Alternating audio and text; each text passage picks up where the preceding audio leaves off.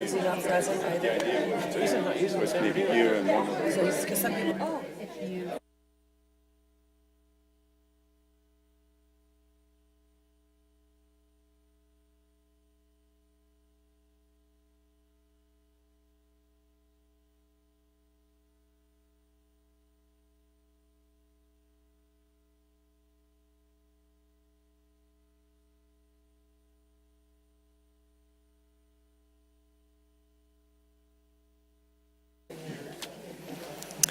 Hello, ladies and gentlemen, and thank you for being here. Welcome. We're so excited to have you here today for the inaugural Select Committee hearing for the environmental quality and green jobs of the Inland Empire. I was very honored that this speaker has appointed me the chair of this particular committee, and having this here today is extremely important. One of the things that we talk about often is whether we're supposed to select between a clean economy or a clean environment and good jobs. And we keep saying the same thing. The Inland Empire deserves to have both a good, clean economy, good, clean environment, as well as good jobs. We can have both. As identified by the current version of the CalEnviroscreen, residents in the Inland Empire are at a considerable high risk for health issues related to different forms of pollution. One example is air pollution, which impacts our regions due to its geography, transportation congestion, and emissions that are a product of being a major logistics hub. In 2014, San Bernardino had 76 days that violated the federal standard for ozone, a lung-damaging ingredient in smog. Riverside had 69 and Fontana had 52. This is just a fraction of the problem and ultimately is something we must aim to fix. Where someone lives should not have an impact on their ability to breathe clean air, drink clean water, or live free of other forms of toxic pollution. The green economy offers an opportunity to do just that, as well as to economically enhance communities that have traditionally been left out. The community needs as much information as it can and must receive all of this information on where the Inland Empire has been in relation to environmental quality, what our current status is, and what opportunities exist to improve environmental quality and increase economic opportunity. The goal of this initial hearing today is to touch on these topics and push our community forward. I would like to emphasize that I hope that this is the beginning. I want it to be the beginning of a long-term dialogue which will include participation of all sectors with a stake in environmental quality and economic growth. I welcome you all to participate in this dialogue and take actionable steps to contribute to a higher quality of life for all residents of the Inland Empire. We're here in a wonderful setting here at the county building, and I'd like to have someone give a formal welcome to you. I'd like to introduce to you Josh Candelaria, Director of Governmental Relations for the County of San Bernardino. Thank you so much. Well, thank you, member. It is really my distinct privilege to welcome you. I know you're not a stranger to the county, and we really appreciate you addressing this important topic. One thing when you think about county government, you kind of think of sometimes services or jails, but the county is also in the business of attracting investment. And we also have an obligation to take care of our public health. So those are balances I think the county's been trying to strike. I know it's important to my board. And so we appreciate it. I think it's no secret that we do have challenges in the area, but it's no secret I think that we have stakeholders willing to come together and really drive solutions. So we really appreciate, I think, you and just your staff and the work they've done, and we look forward to this select hearing and many more to come in the future. So thank you. Thank you so much. Thank you.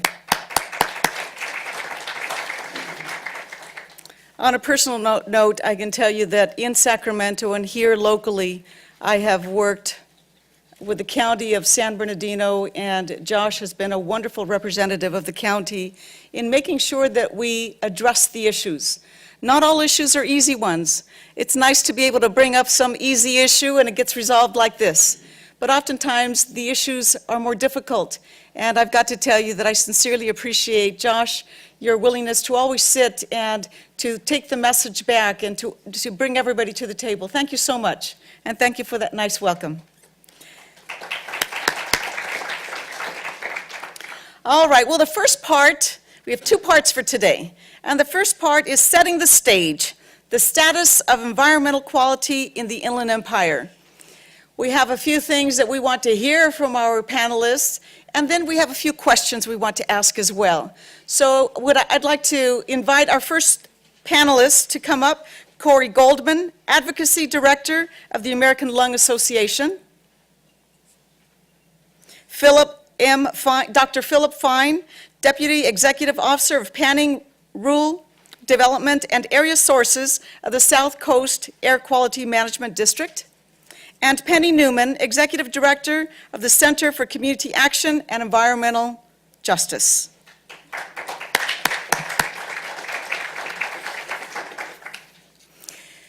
You all have received some information that gives you just a little bit of background so that you know what we intend from our first panel. We know that the Inland Empire has been referred to as one of the most polluted regions in the nation. This segment will act as a brief introduction to the state of environmental quality in the Inland Empire. This includes what drives this status, what improvements have worked, and what must still be done. So, panelists, share your information if you would, please. Well, I want to first thank you for inviting the American Lung Association to be part of this panel discussion. As you may know, and many others in this room may know, the American Lung Association puts out an annual State of the Air report every year. Oh, thank you. Thank you. And that report shows trends in air quality and pollution across the nation and also at the local, regional level.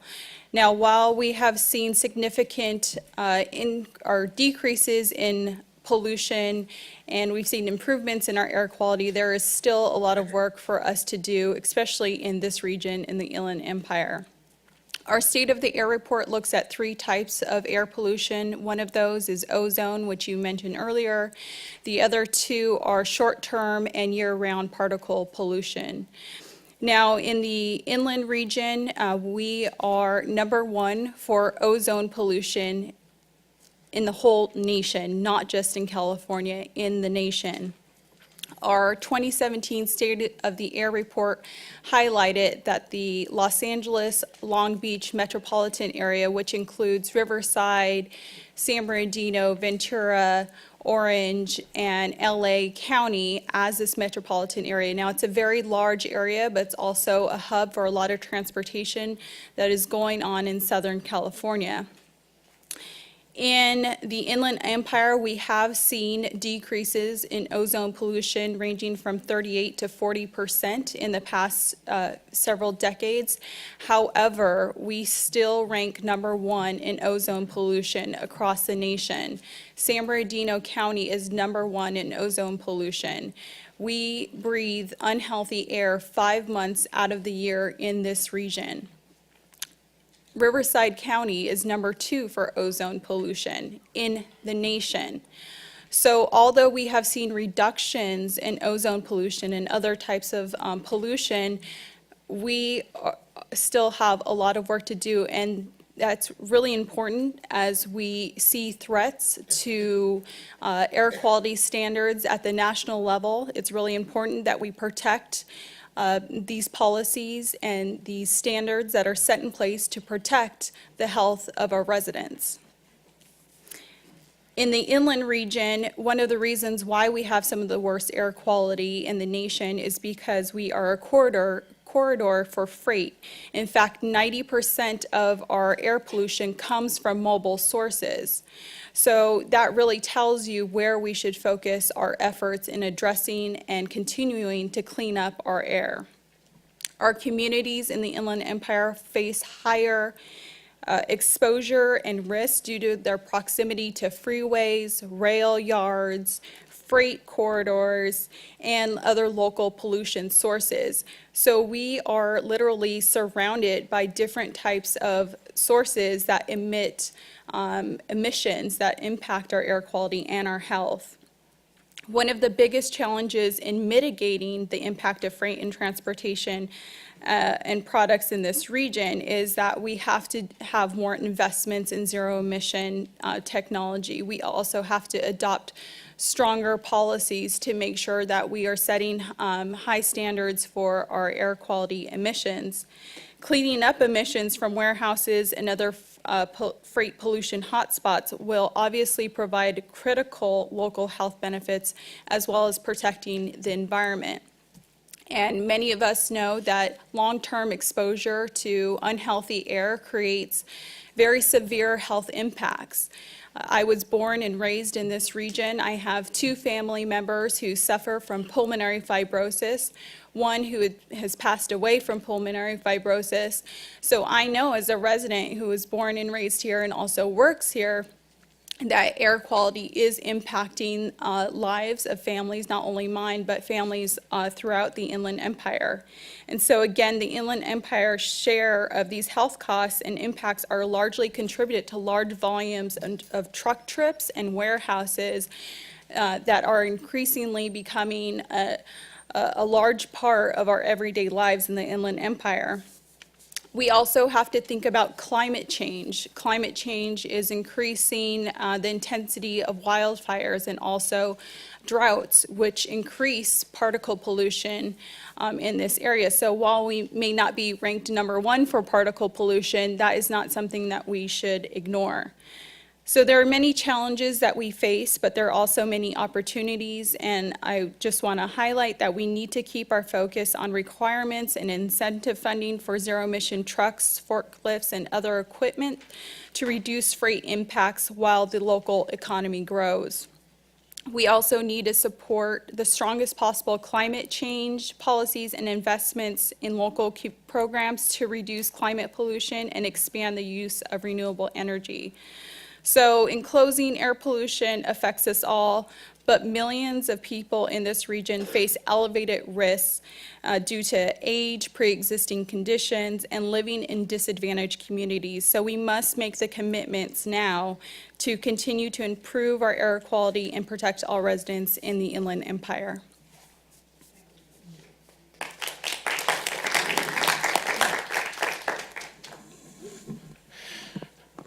Thank you. I'm happy to be here. Again, my name is Phillip Fine. I'm the Deputy Executive Officer at the South Coast Air Quality Management District, Planning and Rules Division, and we are the local air quality agency.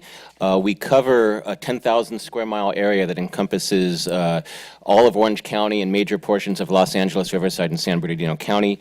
And our job is to bring the region into attainment with federal and state air quality standards. Our real charge and our authority lies primarily with stationary sources, and those are the anything from refineries and power plants all the way down to your neighborhood gas station or the paints that you use to paint your house. But we do have challenges, and most of what I was going to say is Corey already covered. Let me just put a few exclamation points on some of her points. We used to have the worst PM 2.5 pollution in the nation, and that was in Riverside County. And over the years, that has improved dramatically. We're probably still top 5 in the country. And as she stated, we do have the worst ozone, ground level ozone pollution in the country. And when we talk about PM 2.5 and ozone, there's reasons why this area has those dubious distinctions. And one is obviously the geography of the basin, where we are surrounded by mountains, which tends to trap the air. But also we have just an incredible amount of people in our area. We have 17 million people. We tell people that if the Air Quality Management District was its own state, we would be the 4th largest state in the entire country.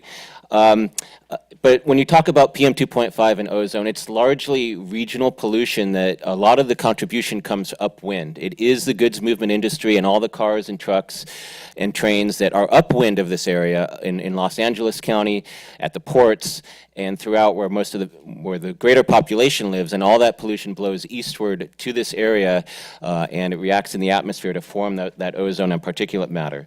So that's one type of pollution we really are concerned about in this area. And the other type of pollution that that was touched on are the local impacts. When you have diesel trucks, rail yards with diesel trains, rail lines, and you live nearby those facilities, they are emitting diesel particulate matter, which is a carcinogen.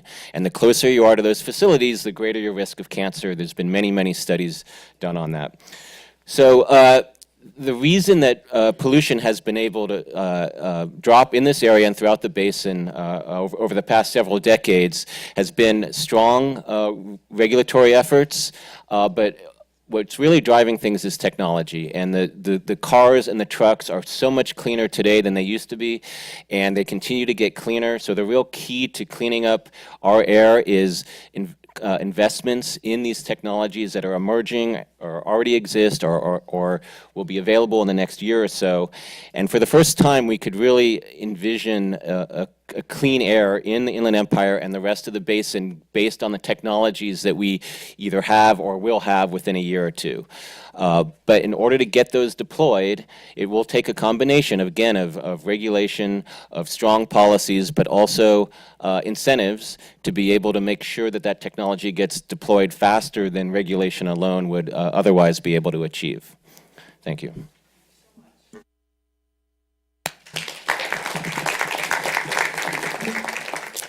Well, since they've said it all, let me focus first on this region, a region of Riverside and San Bernardino counties, primarily on the western end here.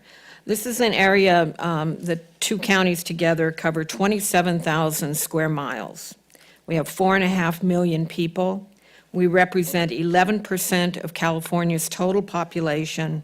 We are the third most populous metropolitan area in the state. We have power. Geographically, we're larger than 11 states in the nation. We have more people than 23 states. We have twice the population of states like New Mexico, Nebraska, Idaho, and Hawaii. We are a region that can make a difference, that should be at the forefront, should be receiving the resources to correct our problems. In San Bernardino alone, we're over 2 million people. There are 36 census tracts on CalEnviroscreen that are in that upper 96 to 100% percentile, which are the worst census tracts in the state. All 36 of these census tracts are along our freeways and major freight routes. Goods movement and transportation play a major role in earning this unwanted designation. 80% of our greenhouse gases in Southern California come from transportation here in California. So we really have two competing and incompatible goals here. We want to reduce our greenhouse gases, which is necessary, but we also want to expand our goods movement.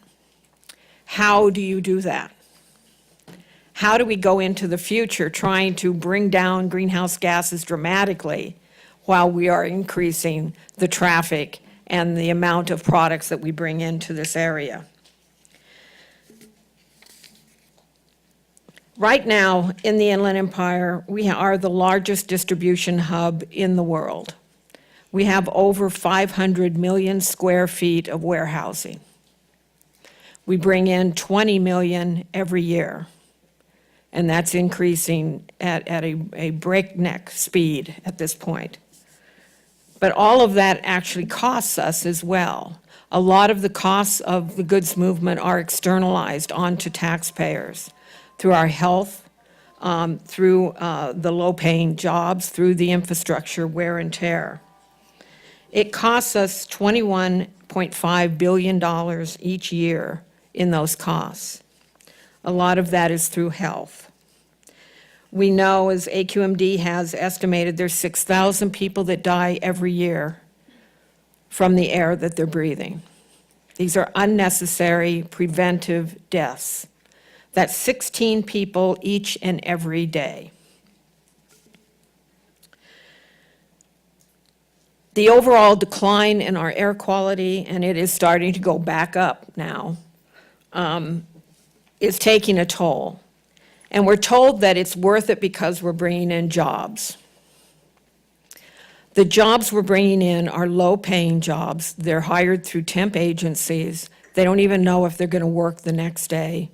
They're on standby, so they can't get a second job because they're waiting to see what their schedule's going to be. We have jobs that are paying at a poverty level that is very hard for a family to even make it by with the amount of money that they're earning, which means that it puts more stress and strain on county budgets in trying to deliver the services. So we are subsidizing these jobs as well. I think that I'd really like to focus on the west side as one example. We have the BNSF rail yard. Just a year or so ago, our air quality was pretty bad. We weren't meeting the federal standards. And so AQMD petitioned EPA to be put as, instead of a non-attainment area, as a severe non-attainment area, and issued a state of emergency. While that bought them more time to try to come into compliance with the federal standards, it left people still suffering with health problems. On the west side, a health risk assessment found that we had a cancer risk of 3,300 in a million, not 1 or 10 in a million, 3,300 in a million, the highest in the state of California, 3 times higher than the next rail yard. That wasn't enough because it was modeling, so everybody said, well, that doesn't really count. You know, let's see if we can figure out if there's real cases here. So Loma Linda did a health study, and they found that in that particular area, it's 84% Latino or Hispanic. 60% of the families make less than $10,000 annually. 60% have no health insurance, and they do not go to the emergency room. Their health care is through over-the-counter drugs and home remedies. The health study found 3 major cancer clusters: breast, lung cancer, and colorectal cancer. They identified 47% of the children at the local elementary school with asthma and asthma-like symptoms, and still we have no response.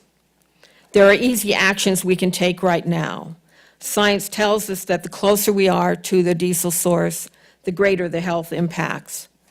So by creating a buffer zone of 1,000 feet, as Air Resources Board recommends, we reduce the health risk by 80%. And yet today, we see the county of San Bernardino trying to place warehouses next to homes and across the street from schools. This is a no-brainer. This does not have to happen. There's plenty of land out there where we can be doing better planning, better development.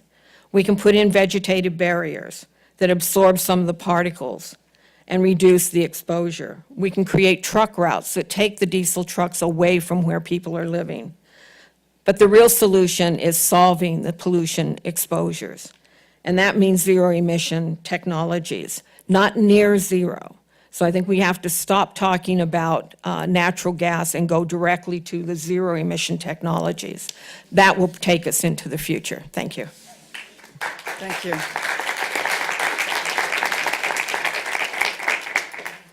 One of the tools that you all have mentioned is the CalEnviroscreen. Would one of you just briefly tell us what the CalEnviroscreen is, for those who aren't familiar with the CalEnviroscreen? What factors are considered? And we do recognize that our area, without a doubt, when you look at the CalEnviroscreen, we are in that zone. It's the red zone, which tells us that we have some of the worst air quality. We qualify for the disadvantaged communities. What are the factors considered in the CalEnviroscreen? So CalEnviroscreen is a screening model that was developed at the state level by CalEPA, the Office of Environmental Health Hazard Assessment, at the behest of the legislature, based on some legislation. Essentially, it looks census tract by census tract and looks at a variety of factors. It looks at environmental factors such as air pollution, diesel risk, and PM 2.50s, and the same things we're talking about. It also looks at demographic factors such as income and other types of surrogates for race and other things. And it combines that into a model, environmental justice model, that will rank each census tract in the state by the combination of these factors. So it's all these environmental factors combined with these demographic factors, and they're all weighted in different ways, but it essentially results in this ranking. So as was mentioned by Penny, that like this area has many census tracts in the top 4% of the entire state. In Southern California, about 50% of all the census tracts in Southern California are ranked, I think, in the top 20 or 25% of CalEnviroscreen. So it's a great screening tool, and it doesn't tell you precisely what your exposure is. It doesn't tell you precisely what your health impacts are, but it definitely points out certain areas where agencies such as ours need to look closer to see what kind of interventions could be made. Thank you. The CalEnviroscreen has been used as a tool now for some time, and when the legislature passes a new law that says that those that are in the disadvantaged communities will receive certain funding, they don't have to go through the entire process because they've already been identified that way. It's a good tool, and I appreciate having it there, quite frankly. I do want to thank our first panelists for getting us started, telling us a little bit, especially about the state of our environment right now. I thank you so much, and if you'll join me in thanking them, please.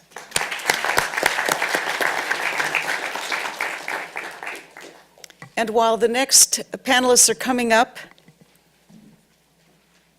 I'd like to introduce some of the guests that we have here with us. Supervisor Josie Gonzalez.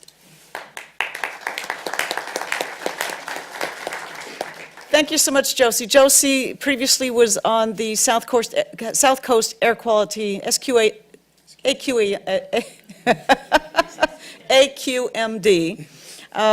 representing the county. I sincerely appreciate all that you have done. Thank you. We have also with us Lori Marsden, Chief Deputy for Supervisor Robert Lovingood. She was here earlier. From the Assemblymember Mark Steinorth's office, Kimberly Zuniga. Thank you, Kimberly. From Assemblymember Freddie Rodriguez's office, Jessica Figueroa. Thank you, Jessica. From Assemblymember Sabrina Cervantes, Rachel Gonzaga. Thank you, Rachel. From the San Bernardino Community College District, a new trustee, Frank Reyes. From the San Bernardino City Unified School District, Dr. Barbara Flores. From the Air Resources Board, the Environmental Justice Committee, we have Eleanor Torres with us. Very good. Now, our next panelists, as soon as I find my list, we have Tim O'Connor, Director of California Legislative and Regulatory Affairs, Environmental Defense Fund. Gladys Limon, Executive Director of the California Environmental Justice Alliance. And Chung Lu, Executive Vice President, SolarMax. I've heard so much about you, I can't believe I mispronounced your name. Thank you. Thank you so much. Thank you, ma'am. Thank you. And this particular panel is going to be discussing the green economy. Very specifically, we know that it's a different industry. We have aspects and sectors as well as a separate kind of impact on our economy and the environment. This includes sector growth and what steps need to be taken to ensure that Californians benefit from this economic revolution. Thank you for being here. Good afternoon, Assemblymember Reyes, staff, colleagues, friends, distinguished guests. My name is Tim O'Connor, and I'm a director of the California Oil and Gas Program and for California Legislative and Regulatory Affairs for the Environmental Defense Fund, also known as EDF.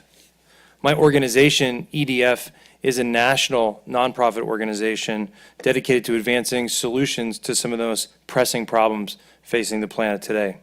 We've been working in California for nearly 45 years, engaging on issues ranging from clean and renewable energy, energy efficiency, water quality and abundance, land use development, and greenhouse gases. In 2006, Environmental Defense Fund co-sponsored AB 32, the state's first comprehensive global warming solutions act. Furthermore, in this effort, we regularly perform evaluations of California's clean economy, working with industry professionals to conduct surveys and design policies in support thereof. Just a little bit of background on that work. Over the last 10 years, I've had the opportunity to directly participate in much of this work. In 2008, we partnered with Duke University to write an analysis of the economic potential for the manufacturing sector in the United States and in California to create jobs in clean energy manufacturing. In 2009, I authored a seminal handbook on green jobs employment opportunities in California, looking at job classifications, opportunities, experience and educational requirements, expected pay, training, and educational and apprenticeship programs. In 2010, my team launched an online map and a catalog of thousands of companies in the clean economy across California, focusing on companies in clean energy generation, clean transportation, green buildings, and the like. In 2012, working with the firm Collaborative Economics, we then evaluated the growth trends and drivers of the growth of the clean economy in 7 key economic sectors. Furthermore, I authored one of the first analyses of the economic and job creation benefits associated with the cap and trade program, in particular investment of the auction proceeds from that program. In 2013 and 2014, we focused on clean transportation, working with organizations like CalSTART and the California Biodiesel Alliance to analyze and profile companies, specific companies in California's clean transportation sector, looking not only at the producers of finished products, but the whole landscape of businesses that are created when we invest in opportunities in the clean economy, from product development, manufacturing, sales, distribution, and delivery, the whole landscape. Furthermore, in 2014 and 2015, we authored reports on the opportunity that was created by the cap and trade program, evaluating it as it was being applied and as it was being constructed, looking at things such as job creation, clean energy and venture capital investment, and economic growth. And as we have matured through this work, we've identified several takeaways. And looking at them, we see that, of course, there is much data about the clean energy economy in our state. But the efforts to classify that clean economy and to classify green jobs must take an expansive view, must take a look to accurately evaluate the reach of economic development and the opportunity associated with it. After several iterations to classify green jobs, the Bureau of Labor Statistics came up with a definition that looked both at businesses that produce goods and provide services, and jobs in which workers' duties involve making their establishment's production processes more environmentally friendly. So this idea of green jobs has to and has been recognized not just as one where people work in things such as a solar energy firm, but in the entire landscape of opportunities that are created by that firm's existence. And an even deeper look at this definition of green jobs shows that jobs include both the production of goods and the providing of those services, broadly including those services that support the operation and fulfillment of the economic enterprise within the value chain of the commodities and the chain of goods. And so The second lesson that we've looked at is, in addition to taking this expansive view in order to get an accurate assessment of the clean economy, is that we realize that entities like Environmental Defense Fund, we have worked at classifying the green economy, but there are entities such as Next 10, the UC Berkeley Labor Center, Environmental Entrepreneurs, Advanced Energy Economy, entities that have access to sophisticated models like Implan and Bear, and that couple those with ongoing industry surveys to evaluate the green economic growth and characterize growth curves, and that those are probably better institutions, people that are focused their day in and day out on classifying the system than entities like Environmental Defense Fund to continue to do so. Where our group has found benefit is to doing a deep dive on individual sectors and doing an evaluation of companies and evaluating the output of those larger models and asking the critical questions thereof. And third, by evaluating the summation of all this information that we've developed and that these other entities have developed, it's quite clear that the green economy in California is more robust than it has ever been. And it will continue, it is continuing to grow at incredible speed. This continued growth, we think, bears a direct correlation to the state's advancing energy and environmental policies and has created opportunities in the far-flung reaches of the state. As an embodiment of the term creative destruction, a term that was envisioned by economists back from the 1940s, a gentleman named Joseph Schumpeter, as we evolve our economy, new opportunities are created. And at the same time, industries that are entrenched industries must evolve or face the risk of shrinking away. And that's where we've seen California's clean economy to really grow. And let me provide a few examples before I turn it over to our next distinguished speaker. In 2017, the Green Innovation Index, authored by Next 10, provided much data about the growth of California's clean economy since 2006, saying that the state's GDP has increased almost $5,000 per person, nearly double what it's had in the United States as a whole, while per capita emissions from 2006 to 2015 have decreased nearly 12%.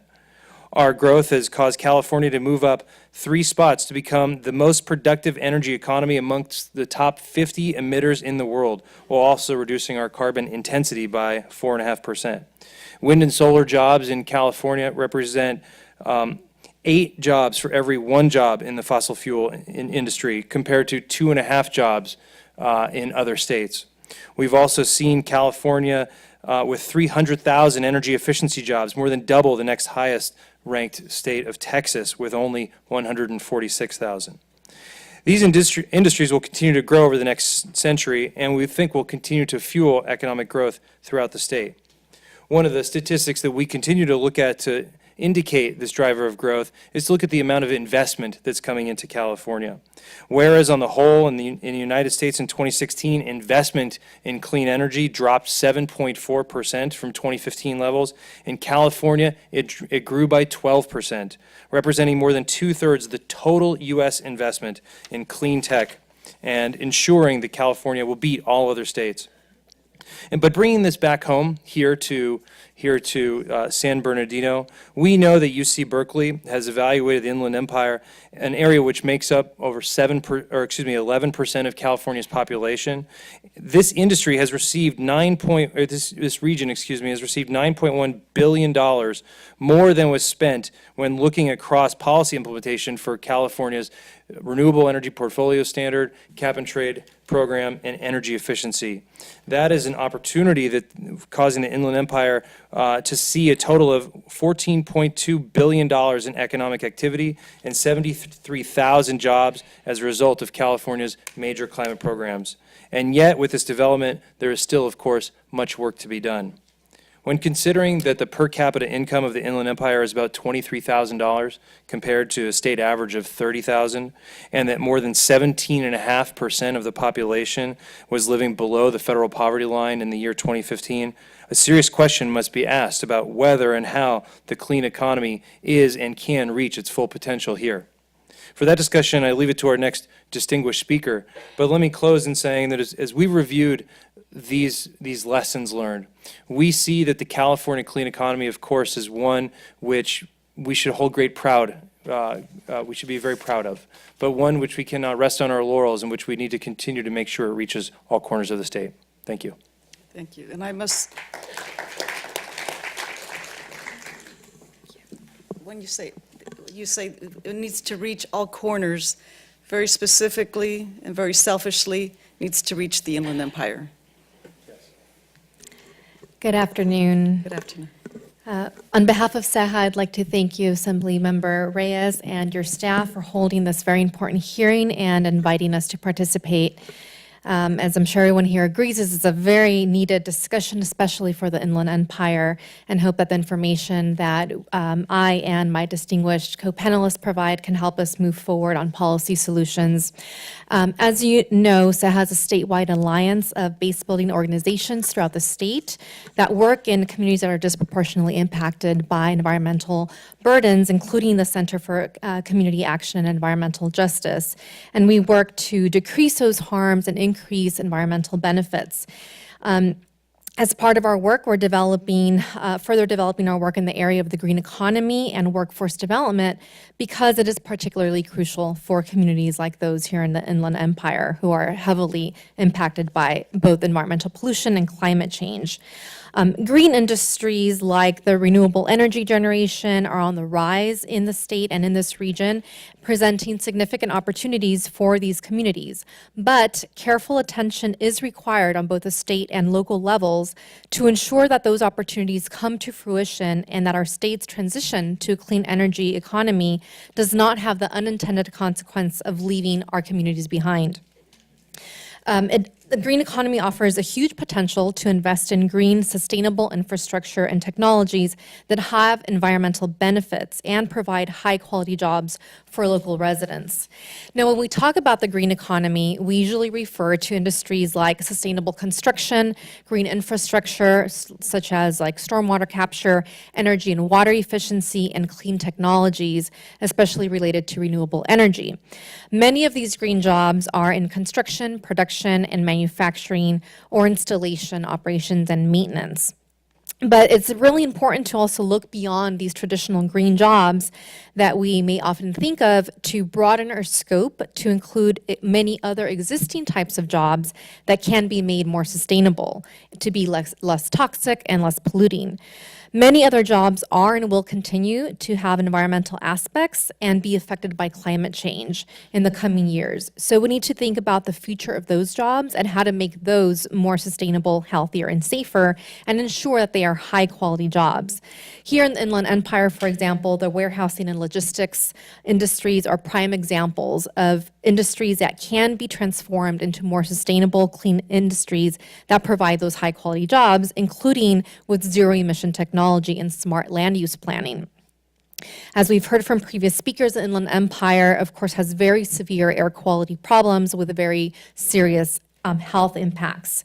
And as this region is projected to get even hotter and drier with more extreme heat and drought, and as our climate changes, we must consider and account for in planning and future development the economy and the welfare of residents in the Inland Empire.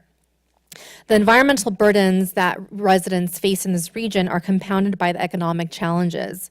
The Inland Empire has a high rate of poverty and is in dire need of economic opportunities. As reported by UC Berkeley researchers as recently as August 2017, the Inland Empire has some of the lowest wages in California. It makes up over 11% of California's population, but income and employment continues to lag behind the state. Yet our state's energy policies and investments in renewable energy are creating thousands of new jobs here in the Inland Empire, many of which are in wind and solar power generation. UC Berkeley researchers just completed their first comprehensive study of investments in the green economy here, and as my colleague indicated, there has been a net benefit of $9.1 billion in direct economic activity and 41,000 jobs from 2010 through 2016. Most of those jobs are related to the construction of renewable energy production facilities, but not all of them are what we would consider good jobs. We need to strengthen labor and workforce standards and invest more in workforce development systems to ensure that more of these jobs are accessible and high quality for local residents. Now, transitioning from dirty, polluting industries to clean economy will also have the benefit of reducing pollution and improving the health and safety of impacted communities. We know that the siting of polluting industries happens disproportionately in communities of color and low-income communities. So, for example, in California, people of color make up nearly 92% of the nearly 2 million people living within a mile of oil and gas developments. And these are communities already impacted by other polluting industries. So transitioning to a generative economy will inherently improve the health and safety of disadvantaged communities. And so as we transition to clean energy economy, we must take into careful consideration workers in existing polluting jobs, such as the fossil fuel-based industries, to ensure that these workers have the opportunities to retrain and reskill for these new opportunities. And we need to be very wary of leaving behind our most vulnerable communities, which are those, again, most impacted by pollution and climate change. Now, the barriers that frontline communities face are nothing new. They have faced disinvestment and many forms and many levels of marginalization in our existing economy. So we must be proactive in reaching out to them and to prioritize these communities now and in the future. We must center equity and inclusion in planning, outreach, workforce practices to make sure that all communities can participate in green industries and none are left behind. Some of the barriers that we know of are language access, education and skill level obstacles, lack of transportation access, lack of secure and affordable housing, and just not knowing or being connected to clean job opportunities. So we need more investments in our local communities to to create local opportunities for good, healthy jobs. Good jobs are those that create and support a middle class. There are a couple of basic components that make up what we consider a fair, good job. So the job quality includes wages and benefits that allow a worker to support a family, career training and pathways that provide a clear ladder for advancement, and equity should always be at the center, having access to these opportunities. Some examples of high road green economy development include the Campaign of Jobs to Move America, which is a national campaign to ensure that major transit center markets in the U.S. move to clean, zero-emission vehicles, and that the transit manufacturing is located near those transit markets to create high-quality local jobs. So this campaign was recently able to get the LA County Metro to agree to a goal of fully electric fleet by 2030. And they negotiated and won a community benefits agreement with electric bus manufacturers. Most of these jobs will be located in Lancaster. And the manufacturer has committed to a goal of recruiting and hiring 40% of its workers from populations facing significant barriers in employment, including frontline workers. The campaign has also developed a set of high road workforce standards in the U.S. Employment Plan, which has been adopted by multiple local and national agencies. So it's a great example of our policy recommendations in real life. The LADWP also has a program, a pre-craft trainee program in green utility jobs on energy efficiency, water efficiency, and solar. The City of LA's Zero Waste Plan will also invest and create high-quality jobs in recycling and sustainable waste solutions. So critically in California, as we know, the energy sector is undergoing a massive transformation because there has been a set of legislative and regulatory policies that have created for these new frameworks to shift to renewables and towards distributed generation. So we need more of these policies that create comprehensive plans to transform the transportation sector, building on key pieces like SB 375 and the low carbon fuel standard. We need to be explicit and clear in both legislative and regulatory policy language that programs to reduce GHGs also need to reduce co-pollutants to improve air quality and create good jobs through partnerships with high-road workforce training organizations. We also need investments in the workforce development system to build up existing training and placement structures through partnerships between community organizations, educational institutions, and career training and placement. We need clear, transparent reporting on job quality and job access related to state-funded programs, including on wages, benefits, and hours, the skill and education and training levels and certifications that they offer, and workforce demographics. So we need to also utilize community workforce agreements and other similar tools to ensure high labor and workforce standards as much as possible. For the Inland Empire in particular, we need more investment specifically in energy efficiency to help offset the high energy burden for residents while creating good jobs. So in closing, a just transition is about ensuring justice for workers, their families, and their communities while moving forward with the transition from a dirty fossil fuel-based economy to a green, clean, sustainable economy. To transform industries, we need political and community organizing to build up our ability to win better policies and demand workforce agreements and community benefits from the corporations that have the power and decision-making influence. So we believe that transition is not inevitable. It is already here, and with that, we must have equity at the center of those policies. Thank you very much.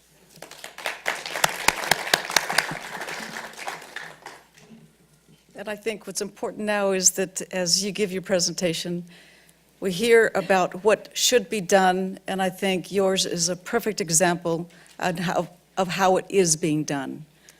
Yes, indeed. As a matter of fact, listening to my distinguished speakers saying, I am indeed overwhelmed. As a small business owner, we have started business in 2008. As everybody know that it was the worst economic year to do anything, needless to say, to start a solar company. We were very, very honored as we received the invitations from your office, Assemblywoman Reyes, that to participate in this great event as today's participation. When we received that email, and I say to myself, well, perhaps they sent to the wrong company. Never once that we would imagine that we're being invited for this good cause. SolarMax, as I mentioned, started in 2008 with one mission in mind. As I was looking at the topic, green economy, for a small company such as SolarMax, and our mission was to, how do we create jobs? How do we keep our employees with the first and 15th paycheck to take home? And that was during the time of 2008, 2009, and 2010. So running a business wasn't that easy when all the legislative policies and subsidies was trying to create this green economy. After 2008, when the company was formed, then you worry about how do we sell a solar system that's $20,000, $30,000 to a homeowner who was worried about where is their job next day. And yet there was lack of equity on their houses. Majority of the houses in the Inland Empire were what the bankers call upside down. So then how do you otherwise sell this $20,000, $30,000 of solar energy on their rooftop to replace their $200 electricity bill? It was just unforeseeable. As an entrepreneur, then you sort of encounter the obstacles, and then you try to find resources to overcome the obstacles. Then the solutions was really easy. Let's divvy up the $20,000, $30,000 of solar system to $149 a month. Then the savings, the homeowners will enjoy the savings on a monthly basis and yet take the advantage of the federal tax credit, the subsidies provided by the federal government. Then our next question was, where's the money? For those who you remember back in the 80s, where's the beef? Now, where was the money back in 2009, 2010? Where our banks was looking for every excuse to say no to our consumers, because they have created a problem of their own. Then it comes to the international branding. How do we sell Inland Empire to countries like China, countries like Taiwan, countries like Vietnam, countries like many, many other Eastern countries? County of Los Angeles, Irvine, Orange County, they have done an outstanding job in branding themselves. But I think what's lack of in Inland Empire is when we mention and trying to lure international investments into the region is where is Inland Empire? So that was another obstacle that we have overcome. But to cut my long story short was I am a firm believer in green economy equates jobs. Now, we are the perfect examples from starting the company with 2 employees, and now we have surpassed 250. So I am going to give you some statistic, which we are the perfect examples of this statistic that we gather was between November 2015 and November 2016, 1 in every 50 new jobs in the US were created by the solar industry. The solar industry added workers of 17 times faster than the overall economy over the time frame, 17 times faster. And there are now nearly 3 times as many people working in the solar industry than they were in 2010. And this is the kicker. The solar industry currently has more than US workers than Apple, Google, Facebook, Amazon combined. And like I say, SolarMax is a perfect example in demonstrate that statistic in a much, much, much smaller scale. So with that being said, I have provided this chart. California is the perfect place for creating the green economy simply because we have the longest sun hours. And yet, if you go further to the desert, states like Texas and so forth, because the weather, severe desert weather, it actually decreases the solar efficiency. So right in the Inland Empire, and then if you go towards the LA County, the sun hours is significantly reduced because of the overcast. So Inland Empire is perfect for solar business simply because the number of sun hours that it has based on the 30-year history. So when you are in the sun business, the longer the sun hours, the better. I have provided this chart that California created much more jobs than the 9 states altogether combined. The 9 other states are Colorado, New Jersey, North Carolina, Arizona, New York, Florida, Nevada, Texas, Massachusetts. So by far, California is indeed a perfect place for the green economy. So that's something that I'd like to share. Thank you.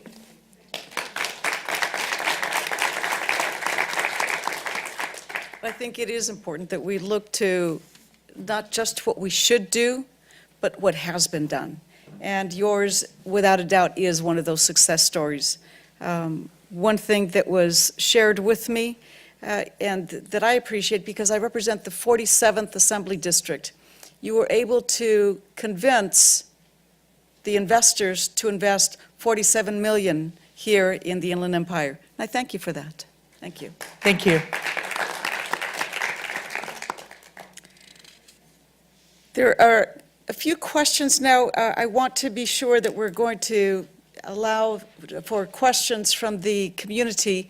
And for public comment and questions we have on both ends, we are going to, just that side? All right, just on this side.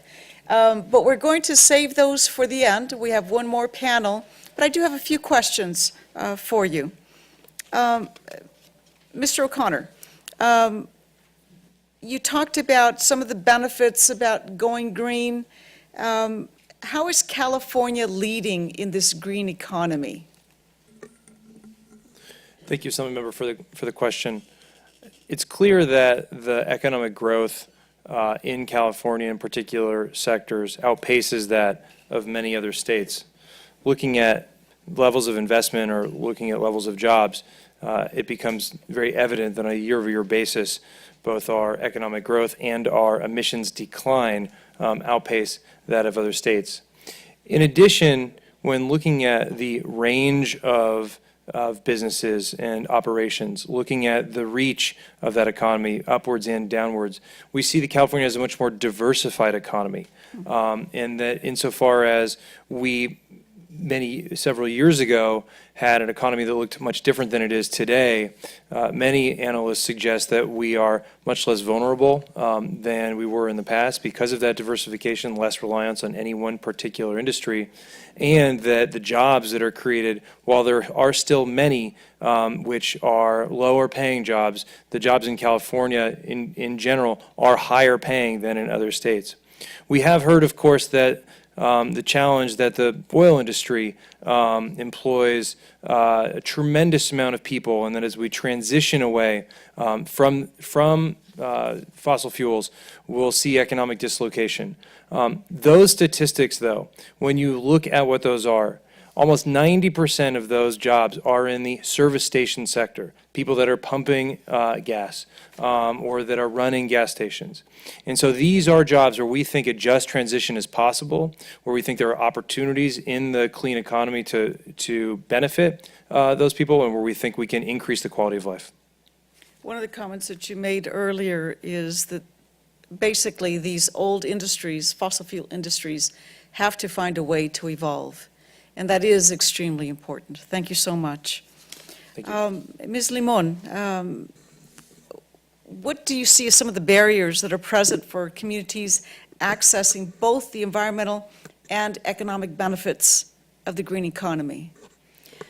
We need further investments in disadvantaged communities, workforce development and training opportunities, and to ensure that communities, especially where there is low educational attainment and language barriers, have access to these opportunities. So, and there are legislative examples that I can point to as providing those investments in our communities. So, for example, AB 2722 that created the Transformative Climate Communities programs holds promise for disadvantaged communities by investing in community-led programs to create green infrastructure like parks and waterways, stormwater capture. And so those are provides investment for community planned projects and local jobs as well. There's other legislation like AB 693, the Multifamily Affordable Housing Solar Roofs program that provides access and financing for solar and brings local jobs and reduced energy bills associated with the solar panel installations on multiple affordable housing units.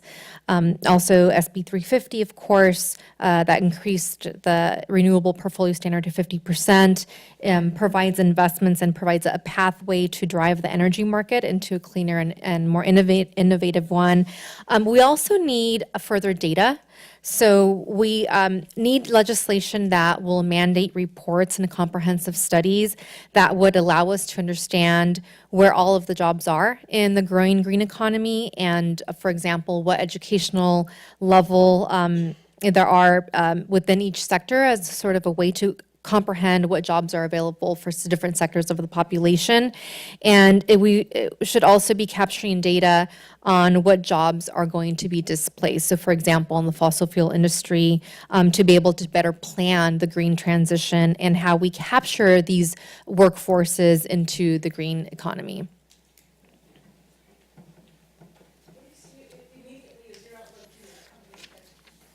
The immediate outlook for the company, for the growth for SolarMax? Well, one of the reasons why we choose Inland Empire as to call our home was we were the firm believer that the labor force was perfect to create this green economy, primarily on the solar industry.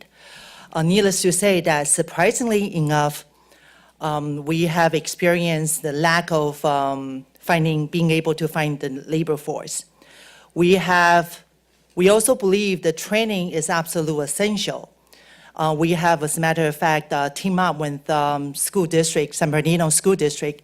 Royal High School was one of the pilot programs that we run a training program to be at their zero period to help the kids who are interested in participating in the upcoming green economy. And we have done that for year-round to provide the kids training with design engineering, installation, maintenance, and of course, the auditing process.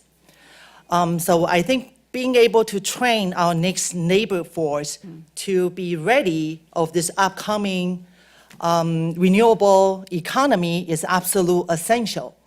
Currently, we have not seen any program that help the high school kids. There's a lot of programs geared toward 18 years old, older adults. But I think that implementation of such program at the high school level is absolute essential because needless to say, I believe that it broke my heart when I heard back in the days that San Bernardino School District has a dropout rate of more than 40%. Only if we can pick up those 40% and convert them into a upcoming labor force, imagine that.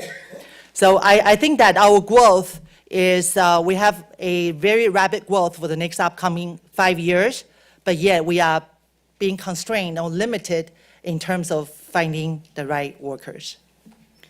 Thank you. Just recently, I did some tours with Bill Perez from the building trades, and that's something that was emphasized, is making sure that as new apprentices are trained, that they're trained for the green economy. I really appreciate the work that is being done in training, and not only for high school graduates, but during high school. I know that Yeah. our San Bernardino School District is working with IBEW in doing the training. I've seen some of the students get so excited about the training that they are receiving. The San Bernardino Community College District also has their own training program. So we're going to have to make sure we connect everybody with you because they are training, and perhaps it's maybe making sure that the training fits the employer so that we do provide the workforce for those employers who are here locally.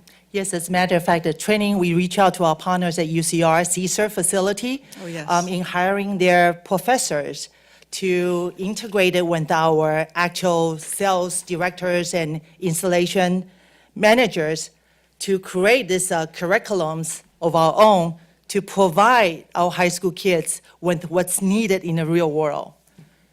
That's Yes, very indeed. good. Well, thank you so much, and Thank thank you. you to the panelists. Thank you.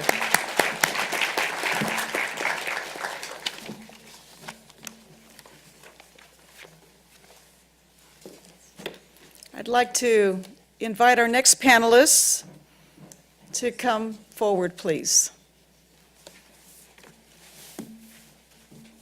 And get your questions ready. The last panelists will talk about the green investments and opportunities for the Inland Empire.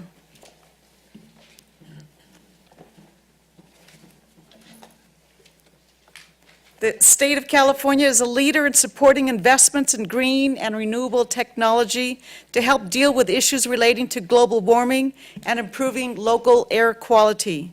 The focus of this panel is to discuss the needs of the Inland Empire, as well as the opportunities to enhance the impact these investments can have. And with us are Jack Katowski, Division Chief for the Mobile Source Control Division of the California Air Resources Board, and Nicole Davis, Deputy Director of the University of UCR, the CSERT program. Thank you both for being here. Thank you. Good afternoon, Assembly Member. Thank you for the opportunity to share some information. As you stated, my name is Jack Katowski, and I'm here today to discuss low-carbon transportation investments broadly, and more specifically those in the Inland Empire.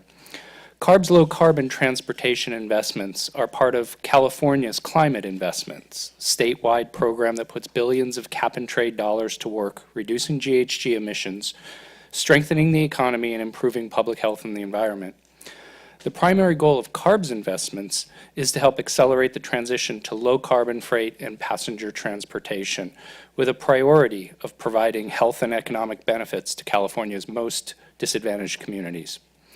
The investments support several of the governor's key climate change strategies, including reducing petroleum use in vehicles and reducing short-lived climate pollutants. The legislature has appropriated $1.2 billion to CARB for low-carbon transportation projects since 2014, the biggest portion of that just this last year.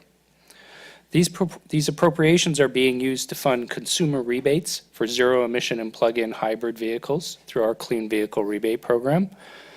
They fund transportation equity projects such as car-sharing programs and car scrap and replace programs designed specifically to increase access to the cleanest vehicles for disadvantaged communities and lower-income Californians.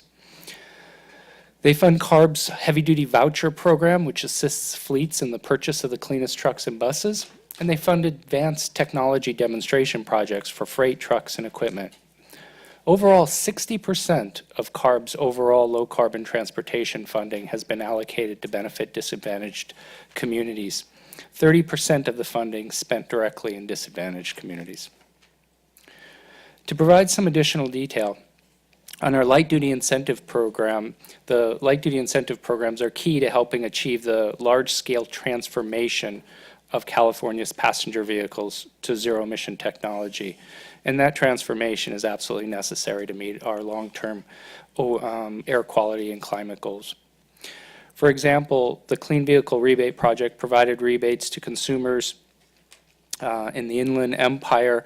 We've funded roughly 11,000 rebates for the purchase or lease of these advanced technology vehicles via these programs. We've also provided roughly 145 vouchers via the Enhanced Fleet Modernization Program. These light-duty incentives total over $21 million so far in the Inland Empire. Highest incentive amounts go to the lowest income residents in disadvantaged communities who purchase or lease the cleanest vehicles.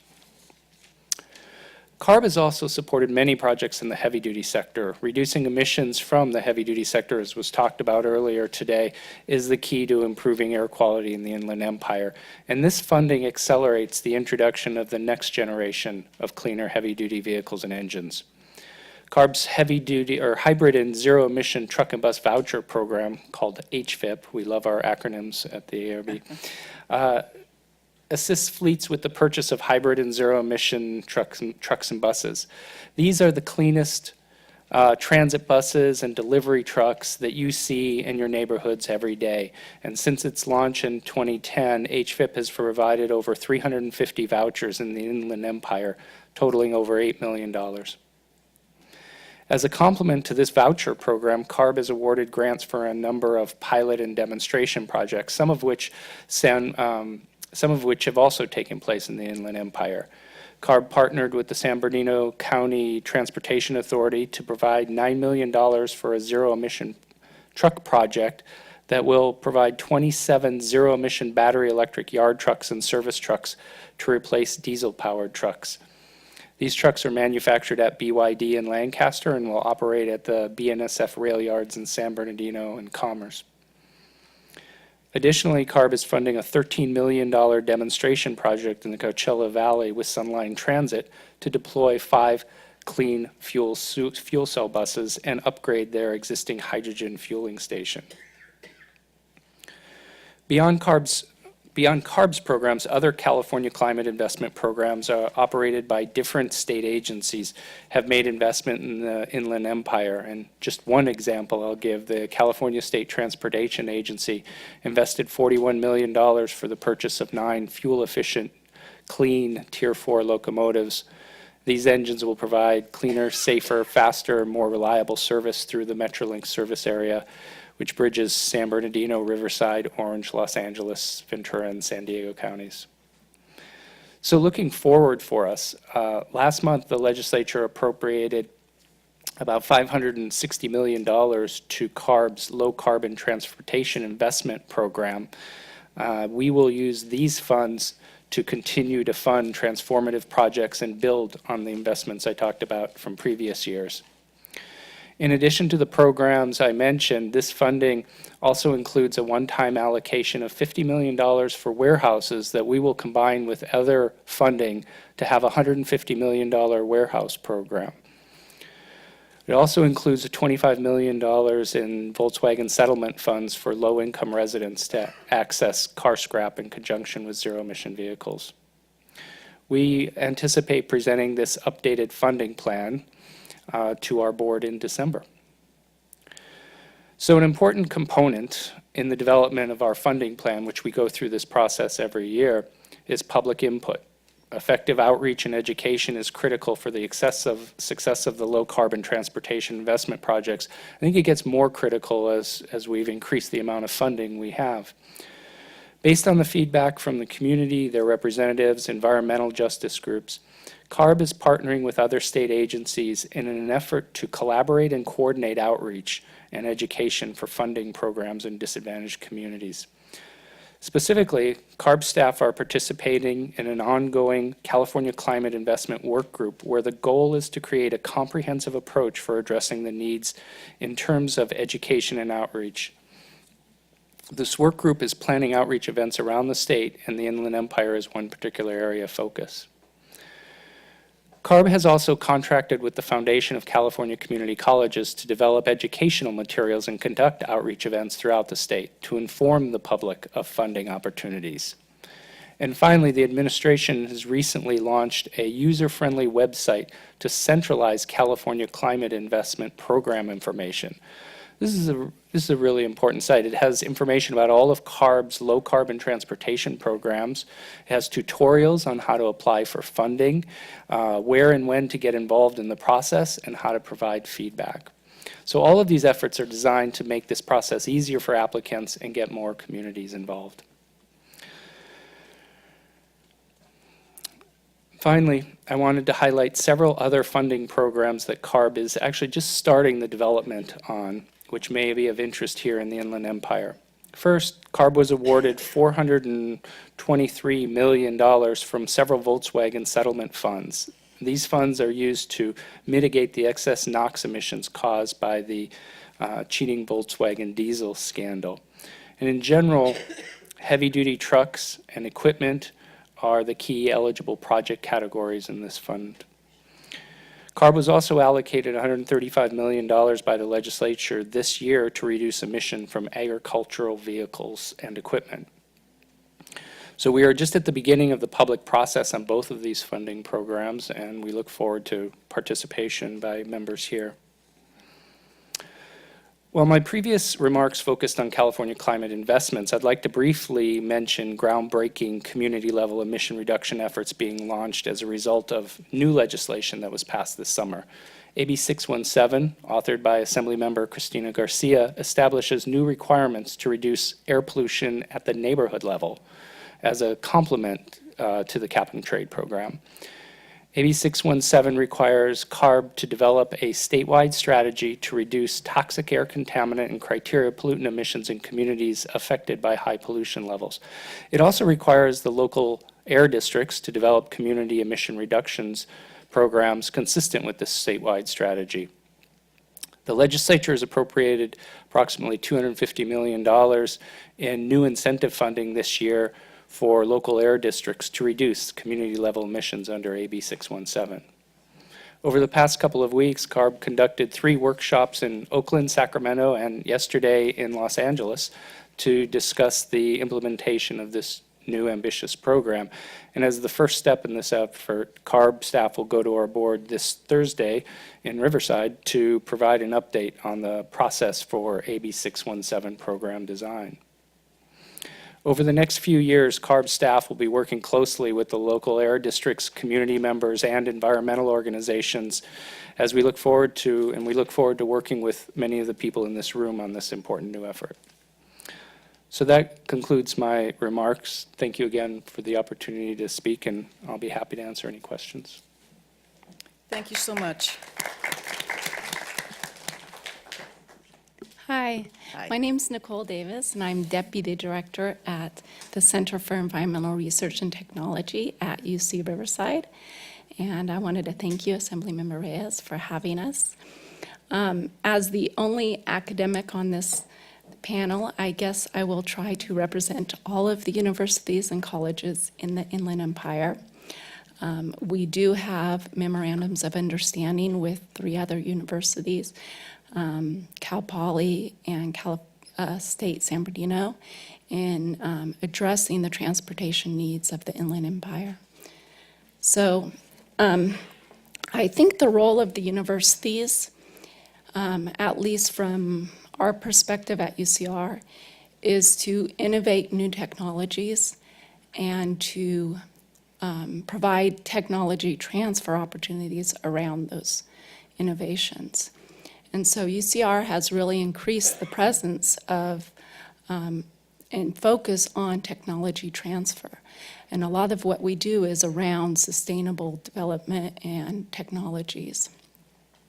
I want to focus particularly, because you mentioned about the needs of the Inland Empire, where we're doing research that would address the needs of the Inland Empire and emerging technologies. And that would come in 3 categories. The first would be renewable energy. The second is sustainable mobility. And the third is understanding the sources of pollution with new technology. So briefly, I'll touch on these. In terms of sustainable energy, many people think of solar and wind as the major sources of where our energy and electricity is going to be coming from, and this is very true. We've been working with companies such as SolarMax to understand how their technology can be deployed, not only commercial applications, but residential, and actually on our campuses to help accelerate our net zero efforts. But when you think of solar energy, you also have to think about all of the technologies that need to pair with the solar energy to actually make it a feasible and efficient technology. So we are investing a lot in battery technologies and also the integration and demand management and algorithms of how we can control the flow of electricity when and where it's needed, not only for buildings and things like that, but also for the EV demand that's going to be coming down the line. So as we do this research, we do partner with a lot of private companies, and a lot of the goals there is to do collaborative research, but also deploy these in things like test beds and demonstrations, so the utilities and different companies and residents can see that this is a viable technology that can be quickly adopted. So a lot of that investment has come from the California Energy Commission and also the Air Resources Board to do that. When we think about sustainable mobility, I categorize it in 2 parts. There's passenger transport, and there's also goods movement. And I think we're going to be seeing a large change in both of those. For passenger vehicles, if you think 5 years down the road, we will be seeing more autonomous vehicles. We will be seeing connected vehicles, which means the vehicles can understand the environment around them. They're connected to the traffic signals. They're connected to the vehicles that are in front of them, and so they can better understand what is the most environmentally friendly way to commute, but also more safely and with less commute time. And finally, a lot of these vehicles will be electrified, largely from the programs and the investments of ARB and the CEC to electrify California.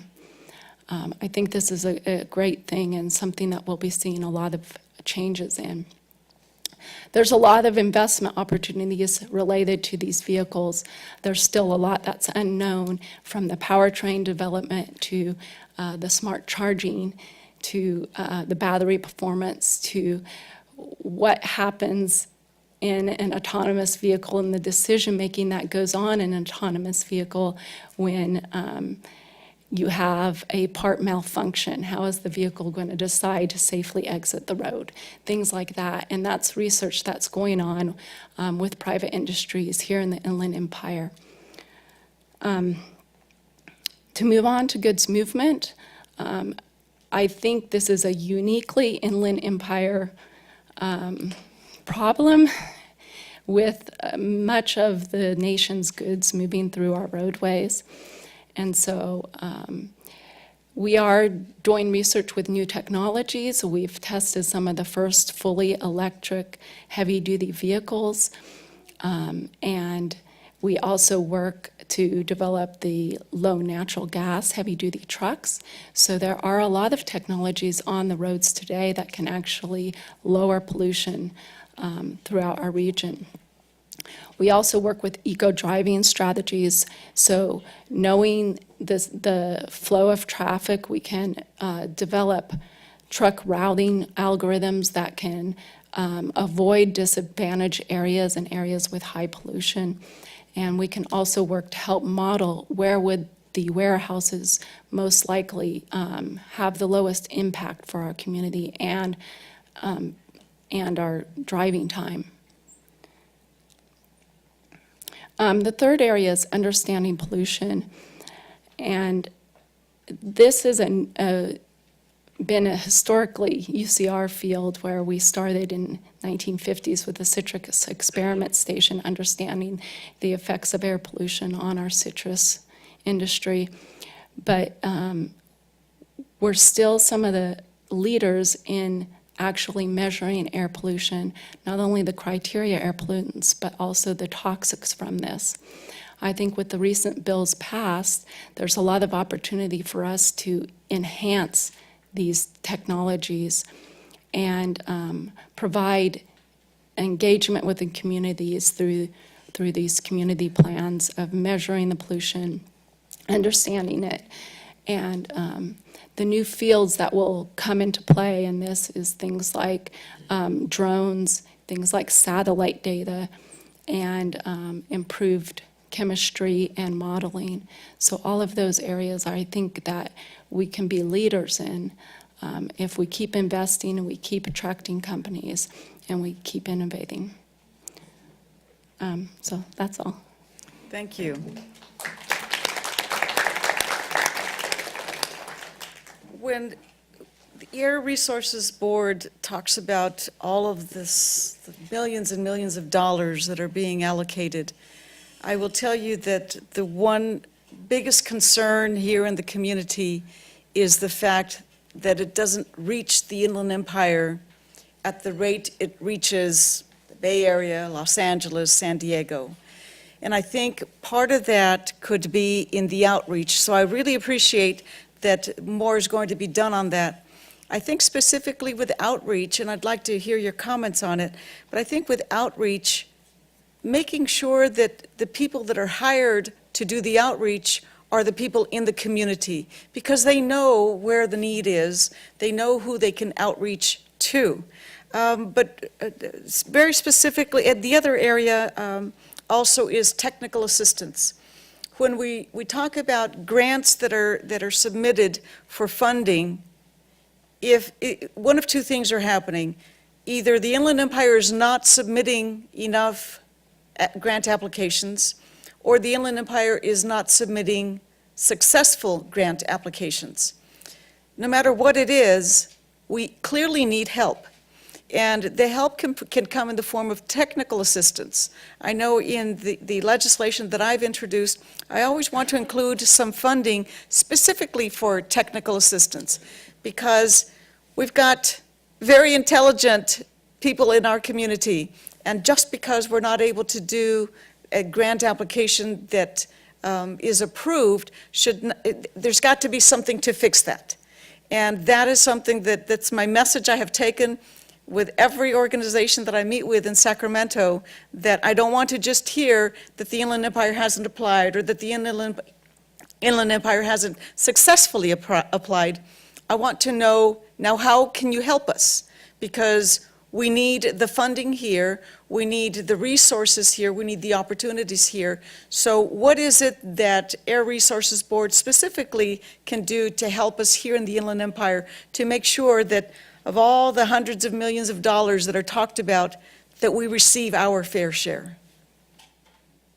Yeah, I think you've hit on a really important point in there, and I think you're right to emphasize it. I will get back to this, but your point about technical assistance grants, which I think we've been running incentive programs for 20 years, but for us, those are fairly new within the last couple of years, and I think they were a sign of the future way of doing business, providing that assistance there. The Strategic Growth Council has $2 million available to them that we are coordinating with them on utilizing technical assistance grants. And as part of 617, that was built into the funding of there as well, and $5 million for technical assistance grants. So I do see that as a wave of doing business moving forward on incentive programs. I think you've characterized it right. There's kind of two issues we're really talking about. One is simply an awareness issue. Are people aware of this? And we run such a variety of programs. This is providing awareness sometimes at the consumer level. There are car scrapping programs, and there are clean technology options available. And are you aware of these programs? And so simple awareness, or businesses on that one. What we found in the last couple of years, surprising to us, but unique outreach options. Church groups have often been able to disseminate information in disadvantaged communities to their members about the ability to get into cleaner vehicles with state assistance. So I think we're open to all sorts of different options that may come our way. The fleets, when we're looking at funding that's available, there's a FedEx and there's UPS everywhere. Is the Chamber of Commerce in the local area aware? Those kinds of sort of a little more one-on-one outreach areas we're looking at in terms of moving forward. But so some of our funding is strictly, it's available now, if you can come and grab it. It's just an awareness issue. Some of it is it's competitive solicitations. Those are the bigger projects, maybe the more complex ones, and those are the ones where the technical assistance grants are valuable. We have a personal habit in my team of every time we have a solicitation, we put out a effort and outreach to anybody who did not get funding and offer to sit down with them and walk them through their application and look for ways to improve that application for next time. And that's just the way we like to do business. So I think moving forward, I appreciate your efforts on providing not just the funding for the project, but thinking holistically around that project on how we can get more communities involved, and I think that's important. Wonderful. On AB 617, authored by Assemblymember Christina Garcia, I'm a proud co-author of that bill. And you're right, the technical assistance funding was specifically put in there for the very same thing. I keep going back to the same request. We need technical assistance. And the $250 million that's being put in this year, it's just for this year, and we do expect that to increase next year. And last thing is that we also have a meeting scheduled here in our district with the Air Resources Board, and I thank you for that. Thank you. Thank you. Now, I'd like to add, I went to the CSERT, the electric vehicle. UCR was the only one to sponsor one of the electric vehicle, yes, in the United States. Oh, is that right? Yes, we had, I think there were 27 total on that particular day. Every country was represented. That's right. But here in California, I believe it was at least the western states, UCR was the one. When we're talking about research, how can we ensure that research done in the Inland Empire leads to direct benefit in the Inland Empire? Yeah, that's a great question. I think one of the things that we're trying to do is build partners with businesses. So we would love to have the business establish an R&D facility, an incubator facility. LA has a great example of an incubator facility that UCR would love to replicate here. And whether it's the person that graduates from college and then starts his own business, or we partner with a business, bring them in and say, hey, this is a great think tank to be a part of here in Riverside, here in the Inland Empire. You should partner with us and let's do this together. I think that's kind of been our strategy of partnering with the city, the county, and the universities to do this green attraction plan for businesses to come in and invest their money, invest their time, invest in some of these areas that I've mentioned. Wonderful. I thank you both. Please help me thank our panelists. And now what we'd like to do is we'd like to open it up to the rest of you, to questions that you all may have. I'd like to invite you over to the podium here.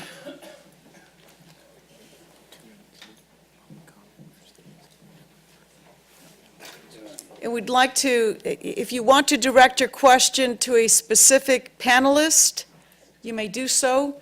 We'd like to limit it, in the interest of time, to 2 minutes if it's going to be for a comment or a question.